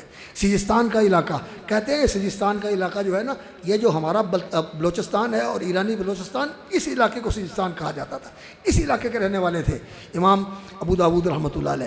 یہ 200 کے بعد جو 3ویں صدی کا جو پہلا عشرہ تھا اس کے اندر پیدا ہوئے، 204 یا 5 کے اندر پیدا ہوئے، اور 274 کے اندر پھر ان کا انتقال ہوا، اس کے اندر ان کا انتقال ہوا۔ 70 سال کے قریب ان کی عمر ہوئی، 70 سال کے قریب ان کی عمر ہوئی، لیکن اللہ رب العزت نے ان کو علم ایسا عطا فرمایا تھا۔ امام احمد کے شاگرد تھے، قتیبہ ابن سعید کے شاگرد تھے، امام بخاری کے شاگردوں کے، امام بخاری کے استادوں کے ساتھ یہ بھی انہی استادوں سے علم حاصل کرنے والے تھے جو امام بخاری رحمۃ اللہ علیہ نے جن سے علم حاصل کیا۔ امام احمد بھی ان کے استاد تھے، امام اسحاق بھی ان کے استاد تھے، علی بن مدینی بھی ان کے استاد تھے، اور ان کے بھی یہ استاد ہیں۔ تو امام بخاری کا زمانہ بھی ان کو ملا۔ امام بخاری 194 میں پیدا ہوئے اور 256 میں فوت ہوئے، اور یہ 200 کے اندر، 200 کے بعد 4 یا 5 کے اندر پیدا ہوئے اور 273-74 کے اندر پھر یہ فوت ہوئے۔ تو ان کا زمانہ امام بخاری کے ساتھ ملتا ہے، لیکن ان کے بعد تک بھی زندہ رہے۔ وہ 256 میں فوت ہو گئے، لیکن یہ 274 میں جا کر فوت ہوئے۔ تو ان کا زمانہ وہ تھا، اور یہ جو کتاب انہوں نے لکھی ہے السنن، اللہ اکبر، یہ ان احادیث کے اوپر مشتمل ہے جو احکام کے ساتھ تعلق رکھتی ہیں، جو معاملات کے ساتھ تعلق رکھتی ہیں، لیکن اس کے ساتھ انہوں نے اس کتاب کے اندر کتاب السنہ بھی ذکر کی ہے، کتاب السنہ بھی ذکر کی ہے، اور قرآن مجید کے متعلق بھی انہوں نے اس کے اندر ذکر کیا ہے، فتن کا بھی ذکر کیا ہے، اور جو دیگر احکام ہیں بڑی تفصیل کے ساتھ بیان فرمائی۔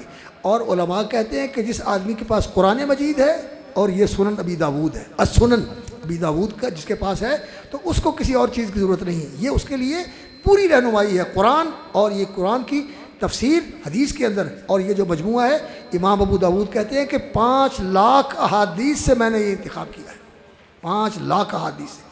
امام بخاری رحمۃ اللہ علیہ نے فرمایا کہ میں نے 6 لاکھ سے اس کا انتخاب کیا ہے، امام ابو داود کہتے ہیں کہ میں نے 5 لاکھ سے اس کا انتخاب کیا ہے، 5 لاکھ سے اس کا انتخاب کیا۔ یہاں یہ بات سمجھ لیں کہ لاکھ اتنے حدیثیں تو تھوڑی ہیں، لیکن اس میں آثار بھی آتے ہیں، صحابہ کے آثار، نبی صلی اللہ علیہ وسلم کی سیرت بھی آتی ہے، اور صحابہ کی سیرت بھی آتی ہے، ان کے فتاویٰ بھی آتے ہیں، اور تابعین کے فتاویٰ بھی آتے ہیں، جیسے مصنف ابن ابی شیبہ ہے، مصنف عبد الرزاق ہے، اور اس طرح سنن سعید ابن منصور ہے، یہ ساری چیزیں اس کے اندر آتی ہیں۔ لیکن انہوں نے اس کتاب کے اندر اللہ اکبر رسول اکرم صلی اللہ علیہ وسلم کی مرفوع احادیث ذکر کی ہیں، اور کوشش ان کی یہی ہوتی ہے کہ جس موضوع کے اوپر جمع کر رہے ہیں سب سے اچھی اور معتبر روایات ذکر کریں، اور اس کے اندر زیادہ تر صحیح روایتیں ہیں، بعض روایتوں کے اوپر علماء نے کلام کیا ہے، لیکن انہوں نے اس لیے اس کو ذکر کر دیا ہے کہ وہ کسی کی دلیل بنتی ہے اور کسی نے اس کے اوپر اعتماد کر کے اس کو استعمال کیا ہے، اور وہ خود وضاحت بھی کر دیتے ہیں کہ یہ قابل قبول نہیں ہے، لیکن موضوع اور من گھڑت کی روایات جو ہے نا وہ اس کے اندر نہیں ہیں۔ یہ بہت اچھا انتخاب ہے ان کا، اور جو آج ہمارے پاس اس کی تعداد ہے 7200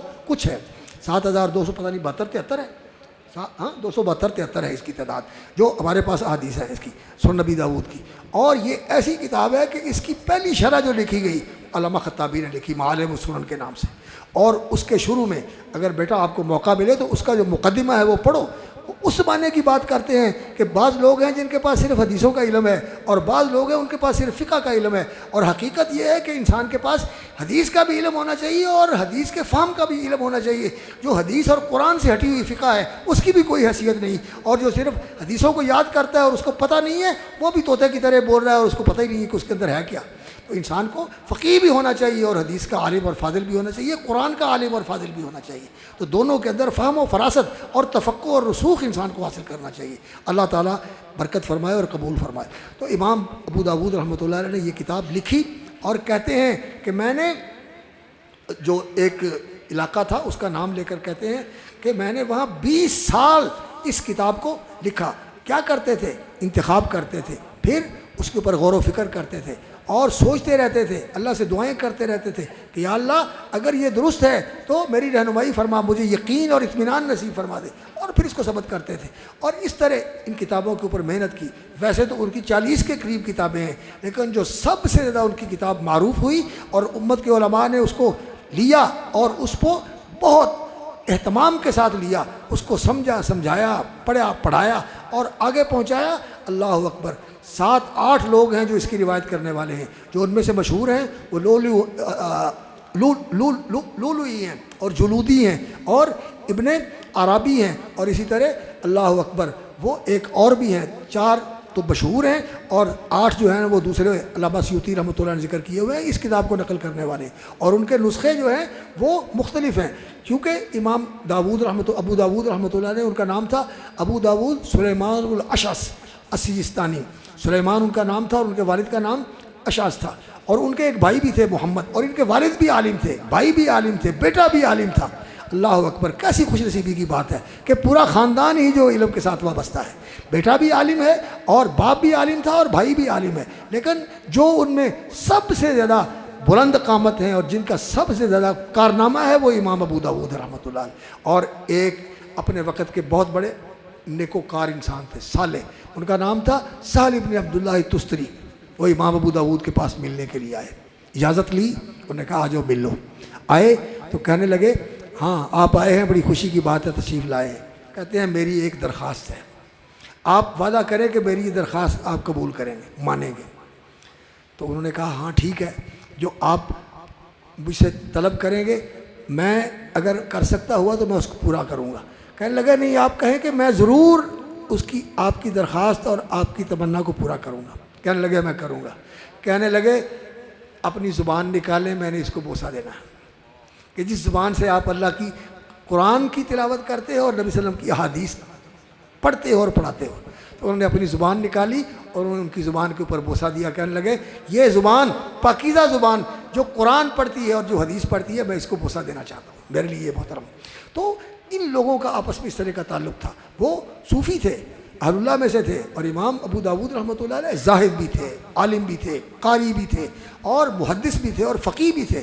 علماء نے لکھا ہے کہ یہ دو حضرات امام بخاری رحمۃ اللہ علیہ اور امام ابو داود رحمۃ اللہ علیہ یہ مجتہد تھے، اجتہادی بصیرت اللہ نے ان کو عطا فرمائی تھی، اور امام نسائی بھی ان کے قریب تھے۔ باقی جو دوسرے حضرات ہیں وہ تو اہل حدیث تھے۔ لوگ کہتے ہیں کہ اہل حدیث جو ہے یہ ہندوستان میں پیدا ہوئے ہیں، ان کی کوئی تاریخ نہیں ہے۔ کتنا اندھا پن ہے اور کتنا، اللہ اکبر، یہ اپنے آپ کو ایسا اندھا بنانا ہے کہ جو روشن اور واضح حقائق ہیں ان سے آنکھیں بند کر کے لوگوں کو کہتے ہیں کہ یہ اہل حدیث جو ہے انگریزوں کی پیداوار ہے، انگریزوں کی وجہ سے پیسے پیدا ہوئے ہیں۔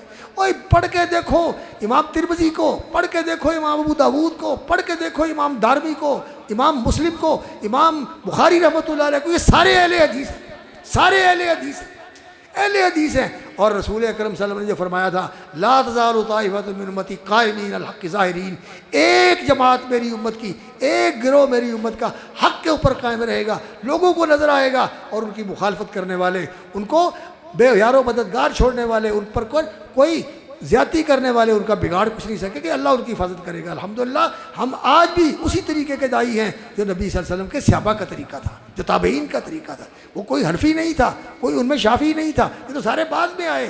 وہ کون تھے؟ وہ محمدی تھے، رسول اکرم صلی اللہ علیہ وسلم کے پیروکار تھے۔ اور صحابہ جس طرح اللہ کے رسول کی بات مانتے تھے، ہم بھی اسی طرح اللہ کے رسول کی بات مانتے ہیں، کسی کی تقلید نہیں کرتے، کوئی بندر اپنے گلے میں نہیں ڈالتے، نہ کسی پیر کا، نہ کسی فقیر کا، نہ کسی فقیہ کا، نہ کسی مفتی کا۔ ہم تو اللہ کے رسول کے پیروکار ہیں، جو ان سے آیا ہم اس کو سر آنکھوں پہ رکھ کے اس کی پیروی کرتے ہیں۔ کلام اللہ اصل دی آمد، کلام اللہ معذب داشتن، پس حدیث مصطفیٰ برجام مسلب داشتن، یہ ہمارا راستہ ہے۔ تو اللہ کا فضل ہے، اہل حدیث ان کا تعلق محمد رسول اللہ صلی اللہ علیہ وسلم کے ساتھ ہے، اللہ کے ساتھ ہے، اللہ کی توحید مانتے ہیں، رسول اللہ صلی اللہ علیہ وسلم کے ساتھ ہے، ان کی سنت اور ان کی حدیث کو بالکل بن و عن بڑی خوش دلی کے ساتھ جان کے اوپر جو بھی ہے قبول کرتے ہوئے اس پر عمل کرتے ہیں۔ اللہ تعالیٰ ہمیں اس پر استقامت بخشے۔ لیکن یاد رکھو کہ صرف سنت آمین اور رفع دین نہیں ہے، سنت رسول اکرم صلی اللہ علیہ وسلم کا دین سیکھنا اور آگے سکھانا، اور جو احکام ہیں ان کے اوپر عمل کرنا اپنی زندگی کے اندر، وہ معاشرت کے احکام ہوں، وہ معاملات کے احکام ہوں، وہ لوگوں کے ساتھ لین دین کے احکام ہو، تعلقات کے احکام ہو، سب پر عمل کرنا یہ دین ہے۔ اللہ تعالیٰ ہمیں اس کی توفیق عطا فرمائے۔ تو امام ابو داود رحمۃ اللہ علیہ نے یہ کتاب السنن لکھی، ان سے پہلے لکھی گئی تھی یہ کتابیں، لیکن وہ جمع ہوتی تھی، بہت وسیع ہوتی تھی، جیسا کہ مصنف ابن ابی شیبہ ہے، جامع عبدالرزاق ہے، اور مصنف عبدالرزاق ہے، اور اس طرح مامر کا جامع ہے، یہ کتابیں ہوتی تھیں۔ موطا امام مالک تو بہت مختصر ہے، لوگوں کے موطئات بھی لکھے اور مصنفات بھی لکھے، لیکن مرفوع احادیث اور معتبر احادیث ان میں سب سے معتبر اور سب سے اہم اور سب سے زیادہ مستند یہ کتاب السنن ہے امام ابو داود رحمۃ اللہ علیہ کی۔ اور انہوں نے کتاب الطہارت سے شروع کر کے پھر سارے احکام کی کتابیں ذکر کی ہیں، اور آخر میں جو کتاب لے کے آئے ہیں وہ کتاب الادب ہے۔ اور حقیقت یہ ہے کہ دین نام ہی ادب کا ہے، دین کا جو پھل ہے اور جو دین کا ثمرہ ہے وہ کس چیز سے حاصل ہوتا ہے، کس چیز میں نظر آتا ہے، کس چیز میں دکھائی دیتا ہے؟ ادب اور اخلاق۔ انسان کو ادب ہو اور انسان کا اخلاق ہو۔ اخلاق، نبی صلی اللہ علیہ وسلم نے فرمایا انما بعثت لاتمم مکارم الاخلاق، اللہ نے مجھے بھیجا ہے تاکہ محاسن اخلاق، اعلیٰ اخلاق، بہت ہی پسندیدہ اور بہت ہی ایسے اخلاق جو اللہ رب العزت کو پسند ہیں، جیسا حلم، معاف کرنا، برداشت کرنا، صبر کرنا، اور لوگوں کے ساتھ احسان کرنا، اور بے غرض انسان احسان کرنا۔ غرض کوئی نہیں ہے کہ مجھے یہ ملے گا، اللہ کی رضا کے لیے کسی کے ساتھ احسان کرنا، لوگوں کی ہمدردی کرنا، لوگوں کی خیر خواہی کرنا، یہ دین ہے، یہ اخلاق ہے۔ اور ترازو کے اندر جو سب سے زیادہ وزنی چیز ہے وہ کیا ہے؟ ایک توحید اور دوسرا اخلاق۔ ما من شیء یوضع فی المیزان اثقل من خلق حسن۔ تو اخلاق کا، آداب کا یہ شعبہ ہمارے اندر سے نکل ہی گیا۔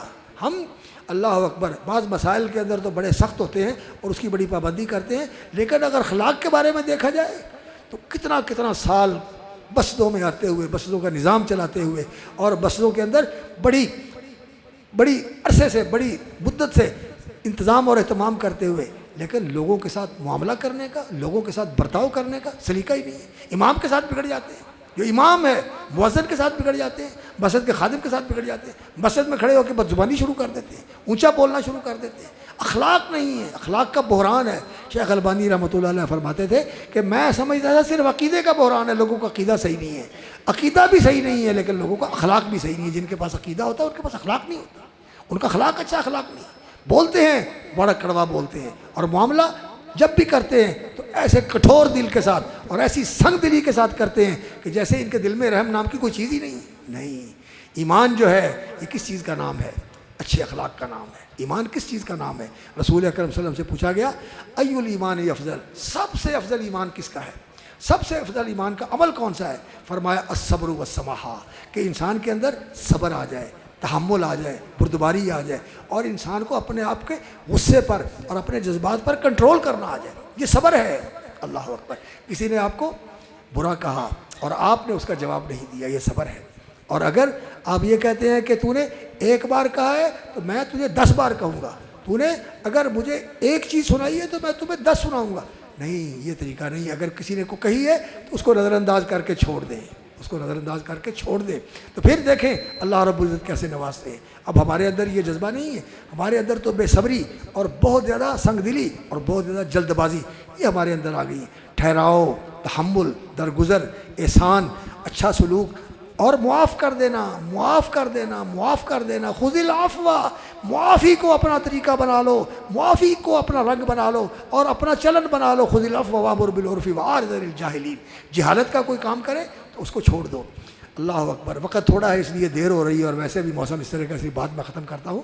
تو علماء کے اندر بھی یہ ہونا چاہیے، خاص طور پر علماء کے اندر یہ ہونا چاہیے، علماء کو حلیم ہونا چاہیے، علماء کو صابر ہونا چاہیے۔ اللہ کے نبی صلی اللہ علیہ وسلم کو فرمایا وَاصْبِرْ وَمَا صَبْرُكَ إِلَّا بِاللَّهِ فَاصْبِرْ كَمَا صَبَرَ أُولُو الْعَزْمِ مِنَ الرُّسُلِ، لوگوں کے رویوں کی وجہ سے بھی صبر کرنا اور دنیا کی مشکلات کے اندر بھی صبر کرنا، یہ سب سے اونچا مقام ہے، سب سے اونچا مقام ہے۔ وَاصْبِرْ وَمَا صَبْرُكَ إِلَّا بِاللَّهِ فَاصْبِرْ كَمَا صَبَرَ أُولُو الْعَزْمِ مِنَ الرُّسُلِ وَلَا تَسْتَعْجِل لَّهُمْ، جلد بازی نہیں ہونی چاہیے۔ آج ایک آدمی آیا تو اسی دن انسان سمجھے کہ اب میں اس کو ایسا بنا دوں کہ یہ فرشتہ بن جائے، نہیں، تحمل کے ساتھ لگے رہیں، کوشش کریں اور سمجھائیں بھی اور دعا بھی کریں، آخر کار انشاءاللہ اللہ تعالیٰ راستے کھول دیتا ہے۔ اگلے دن میں پڑھ رہا تھا، ایک آدمی، اس کی دکان تھی مسجد کے دروازے کے اوپر، مسجد کے دروازے کے ساتھ اس کی دکان تھی، سعودی عرب کی بات ہے، مسجد کے دروازے کے ساتھ اس کی دکان تھی، لیکن تھا بڑا سخت دل اور بہت بے لحاظ سا، آنے والے جانے والوں کو تانے مارتا، یہ دیکھو جا رہے ہیں نمازیں پڑھنے کے لیے بڑے صوفیہ آئے، اور دیکھا ہے ان کو، ان کی داڑھیوں کے پیچھے کیا ہوتا ہے، حضور باتیں کرتا تھا اس طرح کی فضول۔ تو ایک بڑے آدمی تھے، آفیسر بھی تھے، وہ بڑے آدمی تھے اور آفیسر بھی تھے محکمہ امر بالمعروف اور نہی عن المنکر، ان کو کہا گیا کہ آپ آئیں اور اس کو سمجھائیں۔ تو وہ اس کو سمجھانے کے لیے نماز پڑھ کے کھڑے ہو گئے اس کے سامنے، اس کو سمجھانے کے لیے۔ تو وہ سمجھانے کے لیے جب اس کو آگے اس کے پاس گئے تو اس نے منہ کے اوپر تھوک دیا، منہ کے اوپر تھوک دیا۔ جو ساتھ کھڑے ہوئے تھے وہ غصے سے بھر گئے، انہوں نے کہا اب اس کے کہنے لگے میرے اوپر تھوکا ہے، آپ نے کچھ نہیں کرنا، کچھ نہیں کرنا، خاموش ہو جاؤ، چھوڑ دیں اس کو۔ اللہ اکبر۔ تو اب انہوں نے کچھ نہیں کہا اور دل کے اندر انہوں نے بالکل اس کا برا نہیں منایا، کہنے لگے یہ نادان ہے، یہ بے سمجھ ہے، اس نے ایسا کیا ہے تو میں اس پر نہ بولوں گا، نہ احتجاج کروں گا، نہ میں کسی کو کہوں گا کہ اس سے بدلہ لو، چپ کر کے چلے گئے۔ اور پھر جب وہ چلے گئے اس کے دل میں ندامت کا احساس ہوا، جب انہوں نے کوئی رد عمل نہیں دیا، شرمسار ہو گیا، پریشان ہو گیا، دکان چھوڑی اور بھاگا ان کے پیچھے۔ وہ جا رہے تھے، کہنے لگا رکو رکو رکو رکو رکو، پوچھا وہ آ رہا ہے کوئی اور زیادتی کرنے کے لیے آ رہا ہے؟ کہنے لگے نہیں آنے دو، اور آ کے ہاتھ جوڑ لیے، کہتا ہے مجھے معاف کر دو، میں آپ سے معافی مانگنے، رو رہا ہے، زار و قطار رو رہا ہے اور معافی مانگ رہا ہے اور کہتا ہے کہ مجھے معاف کر دو۔ کہنے لگے میں نے تو اسی وقت معاف کر دیا تھا، جب تو نے کیا تھا میں نے اسی وقت تمہیں معاف کر دیا تھا، میرے دل میں تو بات ہی نہیں ہے۔ ایسا صبر ہونا چاہیے، ایسا درگزر کرنے کا جذبہ ہونا چاہیے۔ اور آج ہم، اللہ اکبر، ہمارے اندر وہ اخلاق نہیں ہے۔ تو امام ابو داود نے آخر میں جو کتاب لے کے آئے ہیں کتاب الادب ہے، اس میں اخلاق بھی ہے، آداب بھی ہے، اور یہ دونوں شعبے جو ہیں ہماری زندگی کے اندر بہت دور چلے گئے۔ اخلاق بہت ہی گھٹیا اخلاق ہے، اور آداب اس کی تو پرواہ نہیں۔ مجلس میں بیٹھنے کا ادب کیا ہے، لوگوں کے ساتھ ملنے کا ادب کیا ہے، کیسے بیٹھنا ہے، یہ ہمارے اجلسے ہوتے ہیں، ہمارے اجتماع ہوتے ہیں، اور لوگوں کا آنا جانا اٹھنا بیٹھنا باتیں کرنا ادھر دیکھ رہے ادھر. نبی صلی اللہ علیہ وسلم کی مجلس میں صحابہ بیٹھتے تھے مؤدب ہو کر سر جھکا کر. اور حضرت عمرو بن عاص رضی اللہ تعالیٰ عنہ سے کسی نے کہا کہ اللہ کے رسول صلی اللہ علیہ وسلم کا حلیہ اور آپ کا چہرہ مہرہ تو بیان کریں. کہنے لگے جب مسلمان ہوا اس کے بعد مجھے کبھی ہمت نہیں ہوئی کہ میں آنکھیں اٹھا کے نبی صلی اللہ علیہ وسلم کو یوں کر کے دیکھوں. اتنی ہیبت تھی, اتنا احترام تھا. اور ہم لوگ نہ قرآن کا ادب کرتے ہیں نہ حدیث کا ادب کرتے ہیں, ادھر جا رہے ہیں ادھر جا رہے ہیں. اللہ کے بندو آداب سیکھو, اخلاق سیکھو, اور خلق اور ادب کے ساتھ انسان جو اعلیٰ اور عرفہ مقام حاصل کرتا ہے وہ دوسری چیزوں کے ساتھ نہیں ہوتا. تو اللہ رب العزت ہمیں توفیق عطا فرمائے. نبی صلی اللہ علیہ وسلم فرمایا کہ میں اعلیٰ اخلاق کی تکمیل کے لیے آیا ہوں اور میں حسن اخلاق کی تعلیم بھی لینے کے لیے آیا ہوں. اور نبی صلی اللہ علیہ وسلم کا اخلاق سب سے اعلیٰ اخلاق تھا, اور آپ کے صحابہ کا بھی ایسا ہی تھا, اور پھر ان لوگوں کا بھی ایسا ہی تھا. ایک اللہ اکبر عالم کا واقعہ ہے کہ ان کے پاس کوئی خاتون آئیں اور مسئلہ پوچھنے کے لیے آئی تھی, اور وہ مسئلہ پوچھ رہی تھی ان سے. تو وہاں بیٹھے ہوئے ان کو حاجت ہوئی اور ہوا خارج ہو گئی, آواز کے ساتھ ہوا خارج ہو گئی. بڑی شرمسار ہوئی, بہت شرمندہ ہوئی کہ مجلس کے اندر میرے ساتھ ایسا ہو گیا. تو اس عالم نے جب آئی تھی اور بات کر رہی تھی تو انہوں نے کہا اونچی بولو, اونچی بولو, مجھے اونچا سنتا ہے, اونچی بولو, اونچی بولو. تو وہ بولنے لگی, پھر کہا اور اونچی بولو, اور اونچی بولو, اس لیے کہ اس کو یہ احساس ہو کہ میں نے سنا ہی نہیں, ہوا کا نکلنا میں نے سنا ہی نہیں ہے. اس پر پردہ رکھا. اتنا لحاظ اور ادب کرنے والے اور ایسے لوگوں کے ساتھ احسان کرنے والے کہ کسی کو کوئی شرمساری نہ ہو, کسی کو کوئی تکلیف نہ ہو. امام احمد رحمۃ اللہ علیہ, اللہ اکبر, کہتے ہیں کہ جن خلفاء نے, جن بادشاہوں نے مجھے کوڑے مارے, اگر ہاتھی کو بھی مارے جاتے تو وہ بھی مر جاتا, انہوں نے مجھے کوڑے مارے. مامون تھا, اور اس کے بعد اس کا دوسرا جانشین تھا, اور اس کے بعد تیسرا جانشین تھا. ان تینوں نے ظلم کیے امام احمد کے اوپر. لیکن کہتے ہیں کہ میں نے ان کو معاف بھی کر دیا, اور میں اللہ سے بھی دعا کرتا ہوں کہ یا اللہ میری وجہ سے ان کو نہ پکڑنا. یہ صبر ہے. اور کہتے ہیں کیوں میں ایسا کرتا ہوں؟ میں اس لیے ایسا کرتا ہوں کہ یہ نبی صلی اللہ علیہ وسلم کے رشتہ دار ہیں, یہ آپ کے خاندان سے تعلق رکھنے والے. بنو عباس ہے نا, عباس نبی صلی اللہ علیہ وسلم کے چچا تھے, یہ ان کی اولاد ہے. تو نبی صلی اللہ علیہ وسلم کو قیامت کے دن اگر میری وجہ سے وہ پکڑے گئے تو آپ کو تکلیف ہوگی, اس لیے میں نے ان کو معاف کر دیا. اللہ سے معافی کی دعا کرتا ہوں کہ اللہ میری وجہ سے ان کو نہ پکڑنا, معاف کر دینا. یہ صبر ہونا چاہیے, یہ تحمل ہونا چاہیے. ان لوگوں کا یہی تحمل تھا. اور امام ابو داود رحمۃ اللہ علیہ امام احمد کے خصوصی شاگرد ہیں. امام احمد سے اللہ اکبر پورے 20 سال ان کے ساتھ جڑے رہے. ان کو جو کچھ لکھتے تھے ان کو دکھاتے تھے, اور اس پر وہ تصویب کرتے تھے. اور امام مالک, امام محمد کے فتوے بھی انہوں نے ذکر کیے ہوئے. اور جو آخری باب لے کے آئے ہیں امام ابو داود رحمۃ اللہ علیہ اس کتاب کے اندر, کتاب الادب کے اندر, وہ ہے اللہ اکبر الانسان, وہ انسان جو زمانے کو برا کہتا ہے, زمانے کو گالی دیتا ہے. لوگ یہ کہتے ہیں نا ہمارے دور میں زمانہ ہی بڑا پیڑا آ گیا, اے وقت ہی بہت برا ہے. وقت برا نہیں ہوتا, زمانہ برا نہیں ہوتا, یہ تو اللہ کی مخلوق ہے. لوگ برے ہوتے ہیں, ان کے اخلاق برے ہیں, ان کے اعمال برے ہیں. یہ تو لوگ ہیں, دن رات تو وہی ہیں, زمین و آسمان بھی وہی ہے, سورج اور چاند بھی وہی ہے. یہ تو دن رات کا آنا جانا اللہ رب العزت نے بنایا ہوا ہے. اور کئی لوگ جو ہیں جیسے ان کا رویہ ہے, بسم اللہ لا حول ولا قوۃ الا باللہ, باب فی الرجل یسب الدہر. یہ بیان ہے باب فی الرجل یسب الدہر. یہ باب ہے جس میں اس چیز کا بیان کیا گیا ہے کہ جو آدمی زمانے کو برا کہتا ہے. سب کا معنی عربی زبان میں بعض لوگ کہہ دیتے ہیں کہ اس کا معنی گالی دینا ہوتا ہے. گالی دینا بھی برا, کسی پر تنقید کرنا, کسی کمزوریاں بیان کرنا, یہ سب میں آتا ہے, سب اس کے اندر ہی آتا ہے. اور اس کے ساتھ جو دوسرا لفظ ہے وہ شتم ہے. شتم کا معنی ہوتا ہے کسی کو گالی دینا. سب کا معنی ہوتا ہے برا کرنا, اور شتم کا معنی ہوتا ہے گالی دینا. تو سب و شتم یعنی برا کہنا اور گالی دینا. ویسے سب جو ہے اس بارے میں اس طرح کہا جاتا ہے, کسی کو یہ کہا جائے کہ یہ کہ ٹھیک نہیں ہے, یہ اچھا نہیں ہے, یہ اس کے اندر کمزوری ہے, اس کے اندر یہ کمی ہے, ان چیزوں کو بھی یہ کہا جاتا ہے. تو اور کسی کے بارے میں کوئی اس طرح کی بات کرنا, تو یہ اس کا بیان ہے کہ اگر کوئی آدمی ایسا کرتا ہے تو اس کا کیا حکم ہے. تو حدیث بیان کرتے ہیں, قال حدثنا محمد ابن الصباح, محمد ابن الصباح ابن سفیان, یہ ایک راوی ہے, ایک استاد ہیں امام ابو داود کے, وابن السرح, اور دوسرے ان کے استاد ہیں ابن السرح. یہ دونوں کہتے ہیں قال اخبرنا سفیان, کہ ہمیں خبر دی سفیان نے. یہ سفیان دو ہیں, ایک سفیان ابن عیینہ ہیں، یہ مکے کے رہنے والے تھے، اور دوسرے سفیان ابن سعید ثوری ہیں جو کوفے کے رہنے والے تھے۔ تو کہتے ہیں کہ سفیان ابن عیینہ نے ہمیں خبر دی دونوں، ان الزہری، زہری جو ہیں اللہ اکبر، یہ حدیث کے حافظ ہیں، یہ مدینے میں رہتے تھے اور رسول اکرم صلی اللہ علیہ وسلم کی احادیث کے بہت بڑے حافظ تھے، بہت بڑے حافظ تھے۔ امام زہری محمد ابن مسلم ابن شہاب الزہری، اللہ اکبر، وہ روایت کرتے ہیں سعید سے۔ سعید کون ہے؟ سعید بن المسیب، سعید ابن المسیب۔ بعض لوگ کہتے ہیں ان ابن المسیب اور بعض لوگ کہتے ہیں سعید بن المسیب۔ یہ وہ لوگ تھے، اللہ، سعید ابن مسیب وہ انسان تھے جن کو سید التابعین کہا جاتا ہے۔ تابعین میں سب سے زیادہ عظمت والے اور محترم یہ ہیں۔ یہ ایک دفعہ حضرت عبداللہ ابن عمر نے یا غالباً کسی اور نے ان کو کہا کہ اگر سعید تو نبی صلی اللہ علیہ وسلم کے زمانے میں ہوتا نا تو نبی صلی اللہ علیہ وسلم تیرے ماتھے پہ بوسہ دیتے، تیرے ماتھے پہ بوسہ دیتے۔ اللہ اکبر، بہت ہی صالح اور بہت ہی نیک اور بہت ہی عظیم انسان تھے، اللہ اکبر۔ ابی ہریرہ رضی اللہ تعالیٰ عنہ سے روایت کرتے ہیں، اور ابو ہریرہ رضی اللہ تعالیٰ عنہ نبی صلی اللہ علیہ وسلم سے روایت کرتے ہیں اور نبی صلی اللہ علیہ وسلم اللہ سے روایت کرتے ہیں۔ یہ حدیث قدسی حدیث ہے۔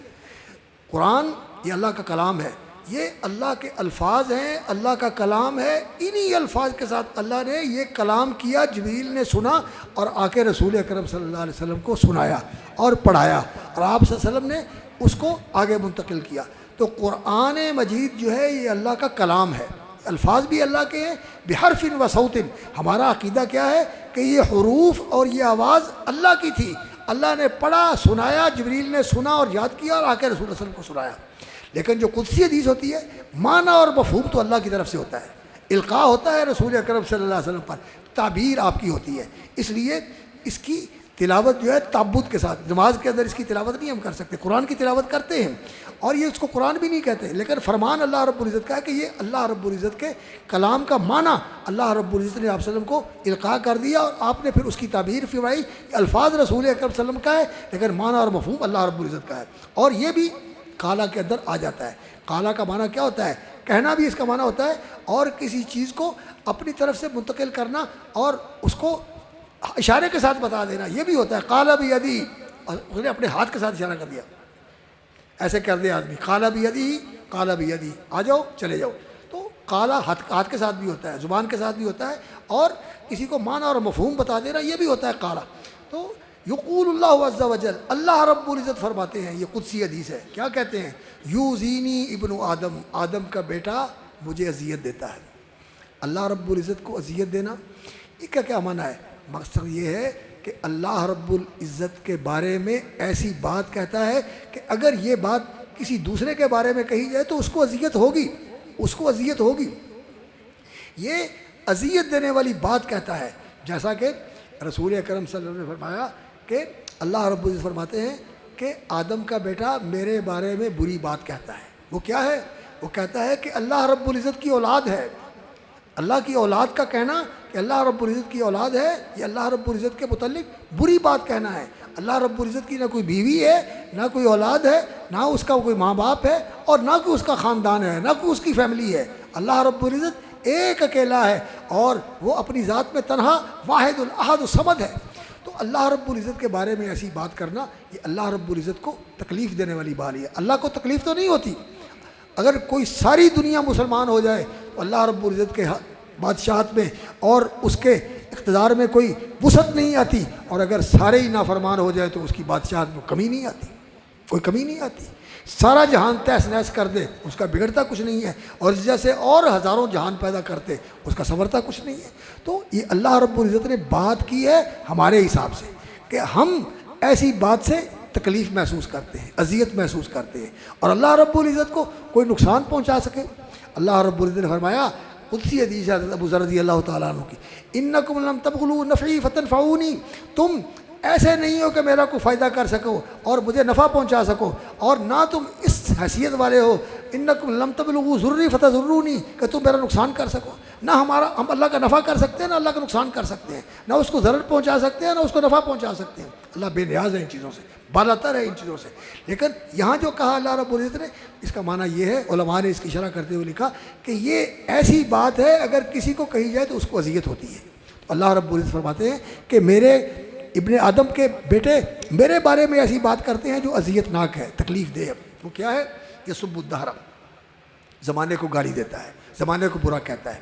جیسا کہ لوگ یہ کہتے ہیں کہ آج زمانہ بڑا برا آ گیا، یا لوگ سمجھتے ہیں کہ جو مصیبت آئی ہے یہ زمانے نے میرے اوپر مصیبتوں کے پہاڑ گرا دیے ہیں، یا وقت نے مجھے کسی ایسی صورت کے اندر گرفتار کر لیا ہے اور مجھ کو ایسی صورت کے اندر پھنسا دیا ہے کہ میں پریشان ہوں، میرا نقصان ہو گیا ہے اور میں کر کچھ نہیں سکتا ہوں۔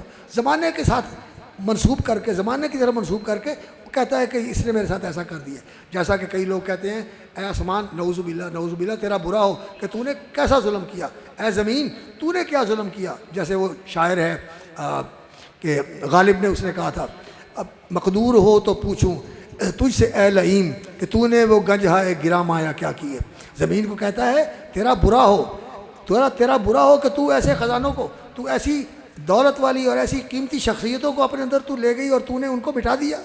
مقدور ہو تو تجھ سے پوچھوں اے لئیم کہ تو نے وہ گنج ہائے گرا مایا کیا کیے۔ اسی طرح آسمان کو بھی وہ فردوسی کہتا ہے نعوذ باللہ تفو بر تو چرخ بری تفو، آسمان میں تجھ پہ تھوکتا ہوں کہ تو نے یہ کیا ظلم کیا۔ نعوذ باللہ کہتا ہے کہ عربوں کو فارس کا تخت دے دیا، وہ عرب جو بالکل ہیچ اور نیچ سے تو نے ان کو یہاں ایران کا تخت دے دیا اور ایران کی بادشاہی ان کو دے دی۔ یہ لوگوں کے طریقے ہیں، جہالت کے طریقے ہیں۔ آسمان کو گالی دیتے ہیں، زمین کو گالی دیتے ہیں، زمانے کو گالی دیتے ہیں، زمانے کو برا کہتے ہیں۔ یہ چیزیں غلط ہیں۔ کیوں؟ یہ زمین و آسمان کا پیدا کرنے والا کون ہے؟ اور یہاں جو کچھ ہوتا ہے یہ کس کی تخلیق ہے؟ سب اللہ کی ہے، اللہ کی تخلیق ہے۔ اللہ خلقکم وما تعملون، جو تم کرتے ہو تمہیں بھی اللہ نے پیدا کیا اور تمہارے اعمال بھی اللہ کے پیدا کرتے ہیں، اور جہاں جو کچھ ہوتا ہے اللہ کی تقدیر ہے، خیری و شرری سب اس کی طرف سے ہوتا ہے۔ تو اس لیے زمانے کو برا کہنا، یہ برائی پھر کس کی طرف جاتی ہے؟ اللہ کی طرف جاتی ہے۔ تو اللہ رب العزت فرماتے ہیں کہ اس طرح انسان کو نہیں کہنا چاہیے یسب الدہر وانا الدہر، اور میں ہوں اللہ اکبر، پورے زمانے کو عدل بدل کرنے والا، لے کے آنے والا، لے کے جانے والا۔ یہ سورج چاند، یہ زمین و آسمان اور یہ ستارے، یہ افلاق، یہ دنیا کا پورا سسٹم اللہ کے ہاتھ میں، اللہ کا بنایا ہوا، اللہ تعالیٰ اس کو لے کے چل رہے ہیں، اللہ تعالیٰ اس کو سنبھالے ہوئے ہیں۔ تو اس لیے انسان کو زمانے کے متعلق یہ بات نہیں کرنی چاہیے کہ زمانہ برا آ گیا، زمانہ ایسا ہو گیا، زمانہ ایسا ہو گیا، نہیں کہنا چاہیے۔ لوگ ایسے ہو گئے، لوگ ایسے ہو گئے، یہ کہنا چاہیے۔ اور جو لوگوں پر زیادہ تان کرتا ہے اور لوگوں کی زیادہ مذمت کرتا ہے، اگر وہ اپنے آپ میں دیکھے اس کے اندر زیادہ برائی ہوتی ہے، اس کو لوگ برے نظر آتے ہیں۔ اور لوگوں کے بارے میں اس طرح کی بات نہیں کرنی چاہیے۔ بیدی الامر، سارے معاملات کی باغ ڈور میرے ہاتھ میں ہے۔ اقلب اللیل والنہار، میں دن رات کو عدلتا بدلتا ہوں، کہیں دن ہے اور کہیں رات ہے۔ سورج ادھر سے طلوع ہوتا ہے اور دن رات جو ہے وہ اس کے سورج کے آنے سے اور جانے سے یہ پیدا ہوتے ہیں۔ اللہ نے دن بھی بنایا ہے وجعلنا النہار معاشا، اور رات بھی بنائی ہے وجعلنا نومکم سباتا، اور اللہ نے رات بنائی ہے تمہارے آرام کے لیے اور دن بنایا ہے تمہارے کام کے لیے۔ تو یہ اللہ رب العزت کی بنائی ہوئی چیزیں ہیں، مخلوق ہیں، اس لیے ان کو برا کہنا یہ اللہ رب العزت کو برا کہنا ہے، نعوذ باللہ من ذالک، کیونکہ زمانہ تو اللہ کا بنایا ہوا ہے، اللہ کے ہاتھ میں ہے اس کی باغ ڈور۔ تو اگر ہم اس کی طرف منسوب کر کے یہ کہیں کہ اس نے کیا ہے، علماء نے لکھا ہے کہ اگر تو کوئی زمانے کو یہ سمجھتا ہے کہ وقت کے ساتھ، زمانے کے ساتھ ہی یہ سب کچھ ہوتا ہے، تو وہ تو کفر ہے، یہ کفر ہے، اس نے زمانے کو خالق بنا دیا۔ اور اگر یہ تو اس کا عقیدہ نہیں ہے، لیکن لوگوں کے اندر جو رسم و رواج ہے کہ لوگ اس طرح کی بات کر دیتے ہیں، پھر بھی یہ کفر کی مشابت والی بات ہے، اس لیے ایسی بات نہیں کرنی چاہیے۔ تو اس حدیث پر انہوں نے اس حدیث کو ختم کی، اس کتاب کو ختم کیا ہے۔ اور پھر ابن السرح جو دوسرے ان کے استاد ہیں، وہ سعید کی بجائے اس نے ان کے والد کا نام لیا ہے علی بن المسیب۔ اور یہ امام مسلم رحمۃ اللہ علیہ، امام ترمذی رحمۃ اللہ علیہ اپنے استاد کے الفاظ بھی یاد رکھتے ہیں۔ صرف یہ نہیں ہے کہ استاد نے جو لفظ بولا تھا اسی طرح بولتے ہیں، امام مسلم تو اس کا بہت احتیاط کرتے ہیں اور دوسرے محدثین بھی ایسا کرتے ہیں۔ اور یہ جو کتاب ہے ابو داود، اس کو عالم آدمی سمجھ کے پڑھے، اور جو اس کی شروع ہیں عون المعبود ہے، اور اسی طرح معالم السنن ہے، ابن رسلان کی شرح ہے، اور بھی اس کی شروع لکھی گئی ہیں، عربی شروع سے استفادہ کیا کریں، ان کو پڑھنے کا سلیقہ اور طریقہ حاصل کریں۔ اللہ رب العزت آپ کو برکت دے، اور آپ کو اللہ رب العزت دین کا عالم بعمل بنائے، راسخ عالم بنائے، ربانی عالم بنائے۔ اس ادارے کو دارالسلام کو اللہ برکت دے، استحکام اور تسلسل نصیب فرمائے۔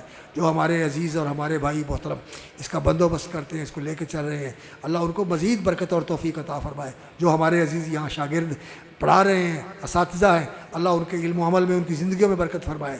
جن بچوں نے پڑھا ہے اور یہ مرحلہ مکمل کیا ہے، اللہ تعالیٰ ان کو دین کا عالم بعمل بنائے، دین کا داعی بنائے اور دین کا بہترین خادم بنائے، اور جو ان کی کوششیں ہیں اللہ تعالیٰ ان کو قبول فرمائے، والدین کے لیے صدقہ جاریہ بنائے اور امت مسلمہ کا بہترین فرد بنائے، اور اللہ رب العزت دینی اداروں کی حفاظت فرمائے. اللہ تعالیٰ انہیں قائم رکھے، اللہ ان کو قوت عطا فرمائے، استحکام اور تسلسل عطا فرمائے. میں شکر گزار ہوں طالب علموں کا بھی اور اپنے ان بیٹوں کا بھی جنہوں نے موقع فراہم کیا. سچی بات ہے ان بیٹوں سے مل کر اور ایسے اداروں میں آ کر خوشی ہوتی ہے کہ چلو ہمارا بھی اس میں کچھ حصہ ہے. چمن میں بہار آئی ہوئی ہے، اس میں ہمارا بھی کچھ حصہ ہے. ان بچوں نے پڑھایا اور اللہ تعالیٰ ان کی وجہ سے ہماری بھی مغفرت فرما دے. اللہ تعالیٰ ہم پر بھی رحم فرما دے. اللہم تقبل منا انک انت السمیع العلیم. یا اللہ جو سنا ہے، جو بتایا ہے، یا اللہ اس پر عمل کرنے کی مجھ فقیر کو بھی توفیق عطا فرما، اور ہم سب کو یا اللہ صحیح بات کو قبول کرنے اور اس کے مطابق عمل کرنے کی سعادت نصیب فرما. اقول قولی ھذا واستغفر اللہ لی ولکم انہ هو الغفور الرحیم.